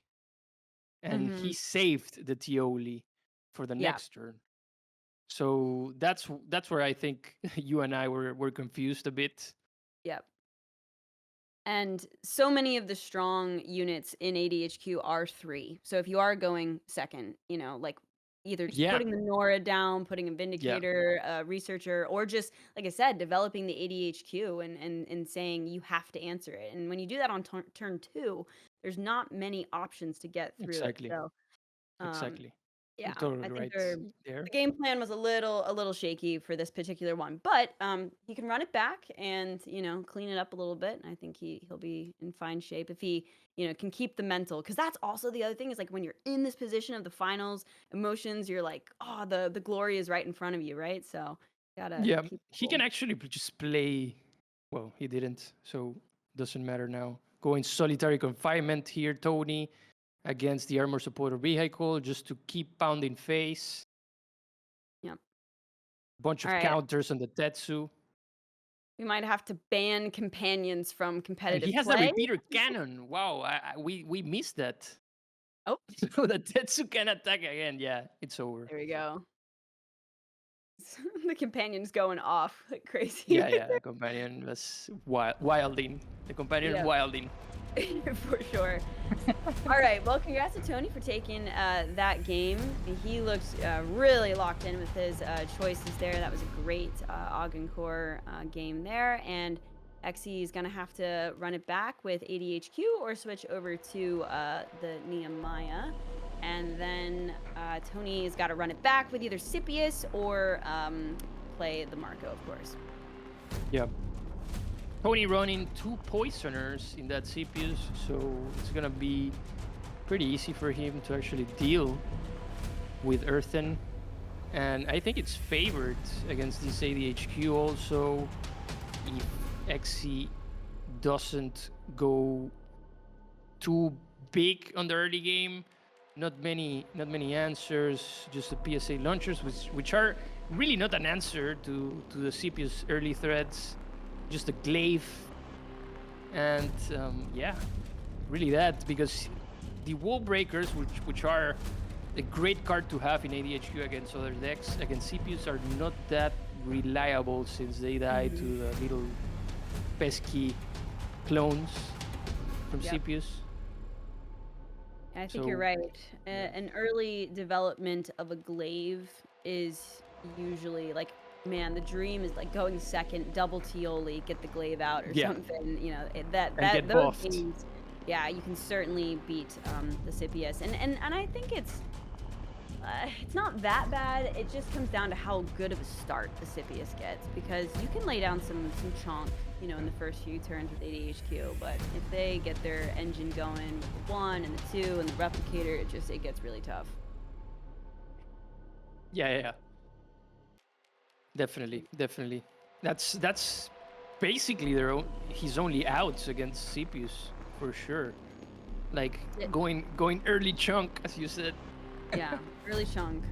I love ADHQ because it's mid range, right? And so I feel like it's interesting. There's a lot of different little decisions and stuff like that. I mean, I guess that's true for every deck, but in general, I feel like the mid range gameplay is very interactive, and so I'm a big fan. I can definitely say there's been a big improvement here. In parallel, we're seeing many Paragons being played more than before. We saw Atio today. We're seeing more ADHQ, which was also played during Worlds. We're seeing the classic Shroud Paragons. So really happy to see more Paragons overall. And now, Armor Division HQ versus Tony's CPUs. This is a match we were talking about. Let's see how it goes. Will we see a big chunk here for an early chunk here for Xe? We'll see. Or will he get cooked by CPU's tempo? Let's see who goes first, who gets some good curve in the beginning. We shall see. But yeah, you're absolutely right. There's been a lot of variance in the decks here. I was surprised we got to see some Shoshana gameplay, as you said, and Aishio. Oh, the Shoshana too, yeah. Yeah, Shoshana was cool. I mean, that perp win with the Aishio was so cool against the Kathy, I believe. Like, that does not happen every day. So that was pretty cool. Okay, all right. Getting into the first game here, it looks like Xe is going second, but has a decent start here. We love to see the machinist, and having PS8 for an early striker or something like that doesn't feel too bad. Yeah, going second definitely could be good for Xe, just to stop down there a bit of tempo. Definitely Tony has the chance to just go all in with the tabula early on and then into the replicator. We see that Xe is actually running 2 Sabos in this list. So probably be wary about that, Tony. Let's see what happens. Going with the tabula, basically calling himself out that he's gonna play the replicator next turn. Yeah, that's a tricky like it very much telegraphs that you have the replicator, right? So Yeah. I do wonder sometimes making those plays that gives just so much information to your opponent, but Yeah, like nothing says you have the replicator more than dropping 3 tabulas on turn 1. yep, definitely. But as you said, Xy's got double saboteur, right? We don't see it in Yeah. the hand, but it's there. Oh my Yeah. goodness, Xe, if you do not stop playing with your companion, I don't know. It's going Ban crazy. him. Ban the Banned. companion. You are not allowed to play with the companion anymore. All right. Well, let's see. I think. What do you think Tony's going to go for here? He's got 3 options, right? So, Yeah. um, I mean, we have seen that he likes to develop the standard bearer just to be able to cook a bit more with it, but I'm not sure. Like, just he's going first, so probably dropping the replicator gives him a couple of turns to set up the tempo. Xe really doesn't have too much there. Tony here needs to deal with a shield pot also. So he's thinking about banking the standard bearer since he's going first, and the recruiter will do him some advantage here to replenish his hand. So goes ahead that's a and plays the tough. replicator. That's a really tough decision because, like, if you get the standard bearer down, like, and you Oof. find the units, it's like an investment that, like, the stats aren't going to go away if the replicator gets answered. But if you're going first and you don't have the card draw, Yeah. like, banking the conversion there just felt kind of rough. But This drawing the other one, buff, oh my god, this drawing buff all the for the armor conversions. support vehicle is key. Oy. Yes, actually, that was super clutch. Getting to attack there definitely stops a lot of the tempo and gets Magna. Okay. Tony with the Magna might be able to do something about this. Forced to bank the conversion recruiter. At least he already has that muster stacked up. Because there's no way he won't keep up setting up the tempo here, getting another adjutant buffed here, and the princeps. Yep. It's looking like a pretty good first little board here. And there's another Yeah. replicator in the hand. Wow. I mean, yeah, I think you have to prioritize the Vindicator and just fight for this board right now. Like you had the option of like getting a lot of cards if you'd played the Researcher first and then, attacked afterwards or whatever, but I think the Vindicator needs to fight. Yep, for sure. For sure. So, Vindicator here definitely will be able to do some damage. Probably attacking Tabula to the face or just going with Magna will prevent going with Magna. So, like, you really want to just. I would probably go 18 subjugate, but Yeah? or attack or do this attack with the Princeps and just Magna this Vindicator, and that's it. I think I'm with you there. I like developing the subjugate and maybe just or making the trade first and then developing this. Well, gosh, I don't know. Yeah, I kind of like that because then the follow up, like, there's really no answer to the subjugate unless it was like ADHQ with the Tioli and the wall breaker, siege breaker, whatever it is. Like that Yeah, would be really the only out. But I suppose there's no snitching, right? So it's a big investment into it, and that can get snitched. So yeah, hmm. yeah, for sure, for sure. So what are we gonna see here? Machinist into the glaive, probably. There it is. Mhm. And now a Romayin researcher or the scimitar. Yeah, goes ahead with the Romayin. Gets that hand replenished. He already banked the poisoner and the victory. Definitely the poisoner in this matchup. You actually, there's no use to it. Gets another one. Yeah, looks pretty good. And Sandrilli, A oof, good one. Sondrion. I was gonna say this is looking pretty rough, but Sondrion could do some work. It just comes Yeah, down to if Tony has like a follow-up triumph to refill, which I wouldn't doubt that he could top deck, but that should theoretically help quite a bit. oof. And There was a world here where he could just clear the Romayan researcher with Cipius, going with Magna. But well, mm, that could have been too ambitious. No, I actually, it's thinking outside the box. I don't. The I Magna don't Monster and the Recruiter already to keep up replenishing his hand, Yeah. for example. But well, this is either way really well played here by Tony, keeping up the tempo. We probably see a Cendrilion here just to stop it right on its tracks. So, let's see. What do we think he's going to go for? The Cendrillon? Or, I mean, I'd be pretty tempted to hold it back. You know? Yeah. You want to try and get a bigger clear if you can. Well, Glaive, definitely pretty scary. It's going to do a lot of the same. He needs to kind of feel the need to trade into it, right? So, yeah. but their Excavator, This is yeah. the Accelerator, and even without the Accelerator, these Astels didn't have the chance to survive really. No. But playing the Cendrilion wasn't actually too much. He would just have cleared, like the trade by value itself wouldn't have been good. I mean, you're trading a 5-cost card in exchange for a basically 1-cost card in value, Yeah. which was the Princeps. Interesting. Yeah, no clean kill here. I don't know why. I don't know. I think with the other replicator in the hand, I'd probably just want to keep more units on the board. A little surprised by that, but fine. Well, here it is. Big board by Tony already with a Drussian, a vintage, a legend in the Cathari decks. The Drussian getting a comeback. And now what are we gonna see here? Yeah, that's Tioli. not looking too good here. Let's see. I mean, it looks like he's gonna go with the Wong. Look for some other stuff, but honestly, I suppose an artillery volley would do a lot Saboteur. here. So Yeah, Saboteur artillery would be volley nice. would have been great for sure. Yeah.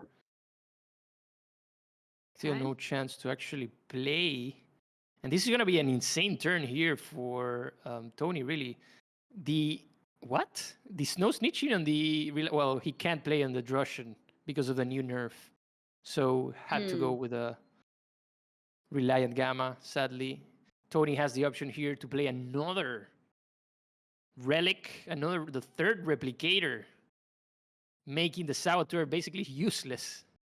Yeah, that's rough. I mean, it's Look these at this. situations where I'm like, this gosh, is lethal, actually. Is it lethal? over. Yeah, it'd probably. Yeah, oh, yeah, it's too over lethal for sure. It's one of those instances where it's like, man, do you have to play? What's the effect that clears all of the relics? EMP. The EMP, yeah. Yeah. As an option there, but yeah, I mean, Tony kind of just ran away with that one. Had a pretty strong start, and I don't know if there were a few things maybe that XE could have done, but for the most part, Tony just had control of that game. Yeah, for sure.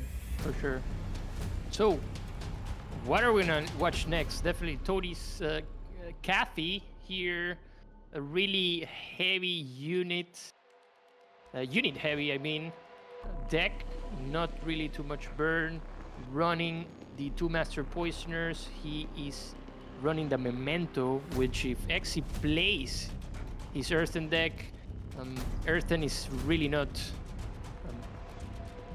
like completely favored against Kathy. So this is a tough spot here for Xe, and Tony might get this. Yeah, I mean, Xe's gonna have to play the ADHQ again into the Kathy, and I do think that ADHQ can certainly win that. So I don't think he's completely cooked by any means at all. I don't hate that matchup, but we'll see. No take it or leave it in Tony's list, so it's interesting. He won't get in that awkward positions that Kathy usually gets of like needing to top deck something good and gets a Tioli, for example. Yeah, it seems like a lot of people have cut the Tiolis, or at least they've put it down to like 1 or 2, because it just feels so bad to brick in the late game with the Marco, with the top deck Tioli. Yeah, Marco plays so many things in one turn that you can really, like, if you're going first and you commit, you get with a steam out. So Armor Division HQ versus Kathy. Markolian Mirror here for the finals, possibly the last game in the series. Who's gonna go first? This will probably be a deciding factor in this matchup. What are your thoughts? We see Exi here covering his face, Yeah. nervous as hell. He looked so enthusiastic in that first match there, but you know, I think it was that second with the ADHQ. He just played really fast, and I feel like it maybe like threw him off a little bit there. But yeah, I mean, I do think it could come down to just like who goes first a little bit, but I'm not sure. I think it could be a fairly back and forth match if it's both Kathy's there. But yeah, I would be curious to know what the stats are in that matchup, but I do not think it's like particularly favored / unfavored to one side. I think it can really go either way. Well, once again to the conversation about the wall breakers, which are one of the key units here for ADHQ, really vulnerable to the Bloodhound transports.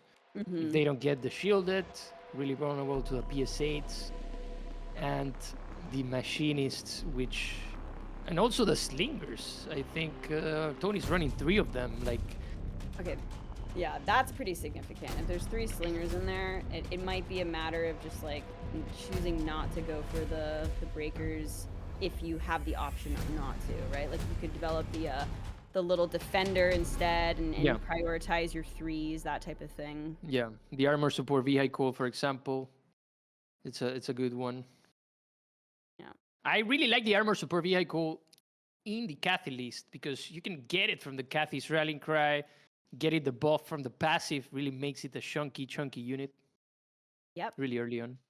We see well, kind of he doesn't run them actually, Tony. So he does not run them. Yeah, we see a lot of Cathy players not really prioritizing too many 2s. You know, like we'll see the interrogators every once in a while, but I'm always, you know, a little surprised that there's like only Harf. It seems like it's only Harf, and there's not that many other 2s included. yeah. So really nice hand here for Exi. The early things that you want to see playing ADHQ, I will say, like, you prefer to see your early game in the early game because it's such a mid-range game, mid-range deck. We see here the Bannerman probably going with the no snitch against this shield pot. My let's see, yeah, the repurposed hardware getting banked there, probably not going to be too useful, but I mean, this hand is not amazing for Exi, but you know, starting out with the little buff on the Bannerman doesn't feel too bad, but like judging by like the distribution between the cards and the hands here, I would be stressed as Exi. Yeah. So will we see the Paragon go down next turn? I certainly think so. If there's nothing else that comes into play here, or well, no, we can't do it next turn because Exi went first. Yeah, Exi went first. I always get confused by the Tioli. Yeah. For the second turn of on the play, but well, either way here, a pretty good turn for Tony and pretty good things to get in the early game. Gets the Astels and a buffed Bloodhound transport here that won't actually be able to deal with this Bannerman, but starting to chip in some damage there to clear it up. It's definitely good. The 2 slingers will do the job if there's no snitching played next turn, which he will probably be forced to bank it. Yeah, this is looking rough for Exi. I mean, and Tony with the double 1s too, like that's always like the dream is to have the, you know, machinist with the Bloodhound into the double 1 on 2. I mean, I suppose there's no like amazing turn 3 yet, but I mean, Glaive against ADHQ also can be absolutely nuts. So yeah, this is looking real rough for Exi right now.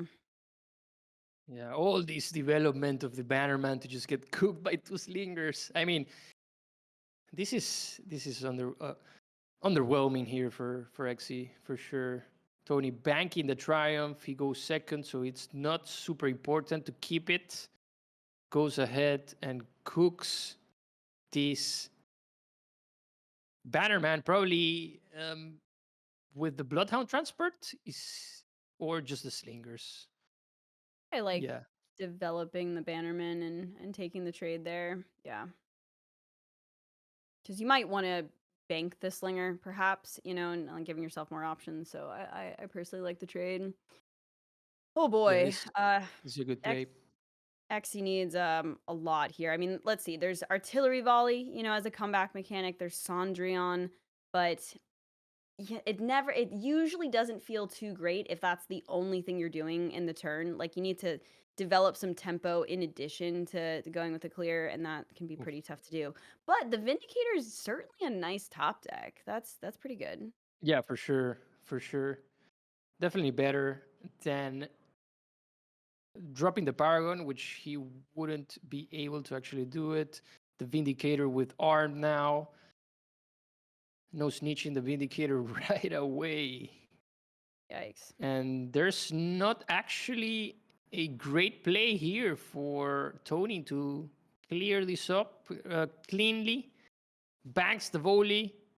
Wow. And wonder if he's gonna just slinger and clear the board to keep his Bannerman. Yeah, he's going exactly just for that. Being Why are able to people- drop the Estelles or Kathy next turn. The enthusiasm to drop the volley pains me. I don't know. I mean, I suppose he's getting to cast both the PS8 there, but man, if for whatever reason, if he pops off, the volley is just such a nice card. Yeah.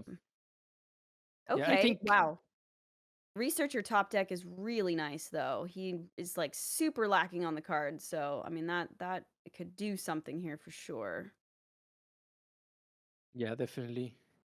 Tony with a really good decision here to keep up the board, being able to make sure to be able to clear the Paragon, for example, the ADHQ Paragon if needed, keeping up the Bannerman and the Slinger.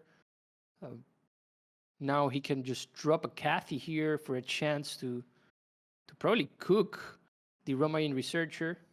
Yeah. I mean, I could almost just consider the glaive too. I mean, I suppose the researcher wouldn't be cleared, but I mean, it's not like Kathy will get the guarantee.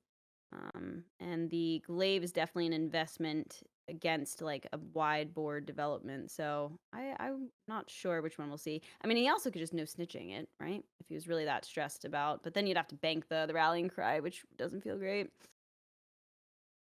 Yeah, exactly.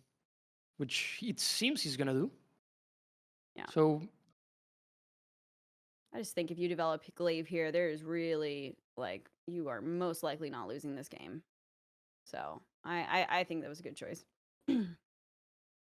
yeah, and being able to hear clearly clean the machinist, keeping up the board, really, really nice, really well done. And tops deck, the Romain Researcher, Tony. Perfect. So Okay. this is interesting. He's got a couple options here. I mean, you could play the Siegecraft and trigger for the reveal. If you wanted to. Actually, no, sorry, it got no snitching. You could not be able to do that. But it looks like he's going to use both. Go for the ADHQ in addition to the Vindicator, which Yeah. will be able Well- to take care of the glaive, which is pretty nice. That's quite significant. And then you will be able to trade away the Bannerman too, and then there's an open ADHQ on the board, and we see that there isn't really an exact answer. Of course, Kathy could come down and take it out, but I mean, for how bad it was looking, this is somewhat a glimmer of hope. Yeah, for sure. For sure. So, this PS8, like, I believe, won't be played. And if the Romain Researcher gets played, then there's no answer for Xyz Paragon. So, in this scenario, it's a tough choice here for Tony, probably forced to play Kathy, clear the Romain Researcher to have even better odds at targeting the Paragon, and he is praying. He's praying. You They're can see it. praying that this Kathy hits the Paragon, because if not, things could get pretty ugly here. She always goes and face, right? it Yep. doesn't. But Yep. high rolls. High rolls a Wow. triumph, which is really good in this situation. It's actually really nice that he whoa, hang on a darn second. Whoa. Why are we not playing that vehicle for card draw to the face? Because yeah, I don't know. Well, I mean, like he still could have banked whatever came out with the draw, and then still played the PS8 to clear the Cathy. But yeah, if he had just played the little, yeah, I mean, I that was shouldn't have done it's that. You should definitely have, I think, played the vehicle, popped for the face, gotten the draw off of the ADHQ, banked whatever came out, and then you still could have cleared up the Cathy there, right? correct. Yeah. Correct. Well, we have seen XC rushing it up, and this Yeah. is one of those situations where it happened. And now this Paragon is standing by itself there, just waiting for a big threat to attack face and keep on cooking. We see Tony will be able to replenish his board here with a lot of resources. The Crimson Fleet, Cathy's Rallying Cry. It's the Bloodhound, needs to play it second, so it gets buffed and can do something actually on the board. Yeah, this is. I mean, it's very nice that the ADHQ is still going to live through this. But I mean, he's really banking on top decking a vehicle to get this cycle going here. I mean, there is like a Sondrion top deck that could be quite good, especially if the Bloodhound doesn't poke this little ADHQ. That would survive the Rend from Earth. But I wouldn't be Yeah. shocked if Tony accounts for that and does poke the ADHQ here. Yeah. Yeah, he needs to. He needs to do it. And probably save that trigger Happy Trooper just to be able to have a unit for sure next turn and play that Bloodhound transport. Yep. Buffed. Let's see, best top decks. I mean, card draw is so important here. So like a Wong could be really nice. Nora was developed. Actually, hang on a second. Nora was developed. So any unit will do here. Yeah, correct. Okay, there we go. We got the Wall Breaker here, which can't attack face and probably will have to attack face and keep the ball rolling in some way or the other. Be like, I mean, Exit needs to actually cook a bunch of units here. Doesn't go face, but this Paragon will still die. Yeah, it will still die because of the other Bloodhound transport. Tony with 3 trigger Happy Troopers in hand. Yeah. Interdestin. Yeah. No, Exy needs to be prioritizing the card draw here. That needed to go face. He would have gotten the The split. Scimitar Captain into Yeah. a bunch of stuff, definitely. And now mean- he will get cooked here by a bunch of units. Somehow, Exy is still at 24 life, though, which is Yep. surprising. So I suppose there is a technical Sondrion, some kind of out here because there's not like a ridiculous amount of pressure on. But losing out on those draws from the ADHQ is pretty brutal. Ooh, and the Poisoner here for Tony is great. However, we probably see an attack to face by Exy. So why not? Yeah, what is he doing?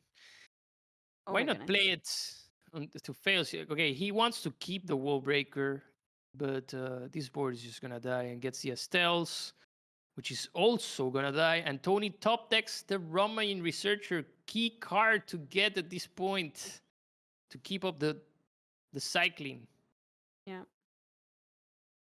I mean, he clearly is just like wanting the units on the board, like and to be making trades. So it was a bummer to not like yoink the card, but I guess I get the decision to develop the unit and keep clearing. But Researcher super clutch for oh man. And the Wong. Oh my god. Oh, that's gotta seal it. Yeah. A Poisoner here will be able to deal with X's board. The Estelles won't be able to do much, and then Tony is dropping an insane Wong. Tony going. Well, he actually doesn't need to. Yeah, he doesn't need to. He just can play. He's just bank it, playing play the Wong Wong. right away. Yeah, looks good. Yeah, he's like, yeah, man. This is what I needed. The memento. Oh my Oh, god, yeah. what a cook! Memento Yep. at this in this spot is such a great card to have. Being able to make your unit stick is what he needed, and replenish his hand. The Saboteur won't do anything here for Xe. Now there's a gigantic Wong in Tony's board Yeah. that will be able to deal with practically anything. The Bowley. Oh, okay. Interesting. It's gonna be real hard to find something big enough to Earthbreaker blow Cannon. up. Yeah, it's still though. It's only 7, right? Yeah. But I guess he's gonna And make a trade. Yeah, so that'll do it. yeah. And Tony is running out of cards, actually. He's at 7. This Kathy's rallying cry didn't do anything because he ran out of cards. But if the Memento stays on the board, then an Artillery Bowley probably... Like, Tony needs to think in which unit is he going to play the Memento, and he plays it on the shield pot the shield pot because it's the first unit that's going to be killed. In any case, Artillery Volley gets played. Well, he just trading around. This shield pot got snitched, so it could attack. And now we see the Memento hopping around, and that's going to be nice here for Tony. Super clean. I like it. Seems good. Gets to punch face with the 4 damage and cleanly take out the glaive with the Wong there. Looks good. Yeah, and now if an Earthbreaker Cannon gets bullied here, which it won't, the Memento will just kill first the Romayan Researcher and then hop around in a way. Well, the Earthbreaker Cannon here might be able to cook. I mean, let's play the Wong oh wait, hang on a second. I think he's forgotten that everything's a vehicle. So could have considered playing the Earthbreaker first. I mean, it's debatable because like you don't know for sure if you want to put it down, but I think at this point, like you need everything you can get, right? So I think having a couple triggers. Yeah. The thing is that Xe actually can get a bunch of stuff here. He doesn't need to play anything. He can stack units, I think, and just play a big Earthbreaker Cannon turn because he has it at the reduced cost. Maybe saved it. Look, the Bannerman. So he would have had the Cannon, the Poisoner, the Armor Support Vehicle, the Bannerman.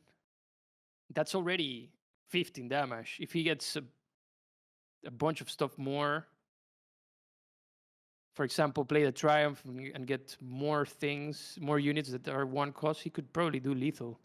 I mean, gosh, yeah, we we developed the cannon and the Bannerman and then rip the Triumph, and it's possible. I mean, but that's only 5, 10, 15, 20. Like, I don't know if that's... Well, he had 10 with a Poisoner and the Bannerman.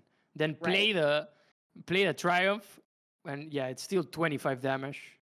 Yeah. But probably one of these units survives. Maybe that one could survive, possibly. He does. Tony does have the Poisoner, so he probably would have cleared it. Or use the cannon just to clear the board, in one way or another, and set up tempos since Tony's running out of cards in his deck. Surely. I mean, if it's not lethal, just go for the full clear, and it seems pretty hard to build a board back up, right? Okay, the Memento going to do some serious work, though. I think it's lethal already for Tony here. See, that's 13 on the board right now, but if he throws it away... Oh, and then with the Cindy, yeah. Buffs the Bannerman here for the last bit of damage. He had... Yep, exactly. 5, 5, 18. Yeah, he has exact lethal. Wow. All right. Congratulations, Tony. Taking down the first open. Oh, look at he's so like stone cold when he's playing most of the time, but there we go. We get to see the smile there and the expression. He's clearly very Tony! happy. Tony, let's Tony go. with the dope. Let's go, my boy. No. Big congrats to Tony there. Played really well, really clean the entire series. So I'm super happy for him. And yeah, winner of the first open of season 2 of the Parallel League. Starting Let's go. strong with the first Yeah. open. So what's the prize for the first place? 5K? Probably 5. Yeah, I think 5 is first place, and then maybe 4 for second, or 3 for second. Thank you. So technically, Xy's still pretty happy to get 3K out of this, Yep. and normally the opens aren't going to be quite as high of a prize pool as this one, but this was the first open, so as the kickoff, it was a big one. But the minors would still be 10K, I believe, and then the major 75K. So 75. it's Wow. not too shabby when it comes to the season 2 prize pool. $1 million. So pretty exciting stuff there. But again, big congrats to Tony. Super happy to see him take it. And we got some exciting games throughout this entire Yeah. tournament. It's pretty Yeah, great. yeah. Really, really good energy throughout the tournament. And well, shout out to my boy Tony, and well, to Exy that's probably using his prize to buy more companions to play them around. Yep. And a quick little adjustment, actually. First place is 3K, second place is 2K, and then the rest gets distributed. 1,500 for third and fourth. And yeah, I mean, that's not too bad at all. So 500 from 5th to 8th. So that's the breakdown of the prize pool there. But yeah, I mean, look, we had some really exciting games throughout the entire thing. We mentioned it earlier, but we got to see a lot of variance in the decks. I think my personal favorite was maybe seeing Perp's like new take on Kathy. I thought that was quite interesting, but it has to be Ashio, right? Because we barely ever see Ashio, but we saw Shoshana. I always love to see the ADHQ. So long are the days where it's just the same Yeah. 4 decks, right? Like this has been a really nice, introduction to the first or the second season of the league. We're on the road to see all the Paragons being played Yeah, we're around. on the road. Let's go. John, I don't know, man. I think he's gonna need a serious rework for. Well, we heard that someone wanted to use a John Triumph of Iron, but since Triumph of Iron couldn't get fixed in time, it was actually a banned card. Oh, So okay. we could possibly have seen a John for the first ever time in a tournament going on, but well, for the next time. I look forward to that day. I will say, but look, I mean, ADHQ was considered a bit of Yeah. a meme for a long time there. I mean, you brought it as a meme deck to a tournament and did Yeah. really well with it, and slowly but surely, it's just become a pretty decent deck, and was put into lineups in the championship. So I would not be shocked that throughout time, some of the other Paragons get a little bit more play, but. Yeah, fantastic first open, and I want to give a big shout out to the sponsors of the tournament. Of course, we've got Wolvesdow, OpenSea, AVAX, and of course the entire league is powered by the Echelon Foundation, powered by Prime. So a big thank you to all of the sponsors that make the Parallel Esports League possible. Quinto, do you have any final thoughts about the tournament or season 2 before we head out here? Well, very excited watching all these players battle it out. Some new faces, some old faces, some other pros getting into the scene. Once again, starting strong this season 2 of the Parallel League. I mean, and it was a great pleasure to cast alongside with you, Ali, again. And well, watching my boy Tony get the win, get the win of the first tournament. We're going to celebrate there in Yes. Paragons for sure. That's super exciting. I think we're going to take a look at the bracket one more time just to sort of see how we got to this point before we head out here. But yes, if you are interested in the competing in the league, of course, you can go to parallelleague.game. That will give you the full schedule of events and all of the information on how to compete. And there we go, taking a look at the final winner, Tony taking it down 3-1 against Exy in the finals. And yeah, I mean, it's a lot of really good matches, and Tony fought hard. Like I said, I think those first couple matchups for him, like Zarathustra and BlizzCon Jan, I mean, that seemed like it was probably pretty rough. Yeah. But he fought through, so, and had a pretty easy win against veryfatcat. We saw veryfatcat got so unlucky in his draws there, and then took Exy down in the final. All right, everyone. I think we're going to call it there. Thank you to everyone that watched the event. Shout out to the chat, supporting the league, talking to everyone, and thanks to all the players for competing. We'll see you guys in the next one, and yeah, have a good one. Thanks, everyone. Goodbye.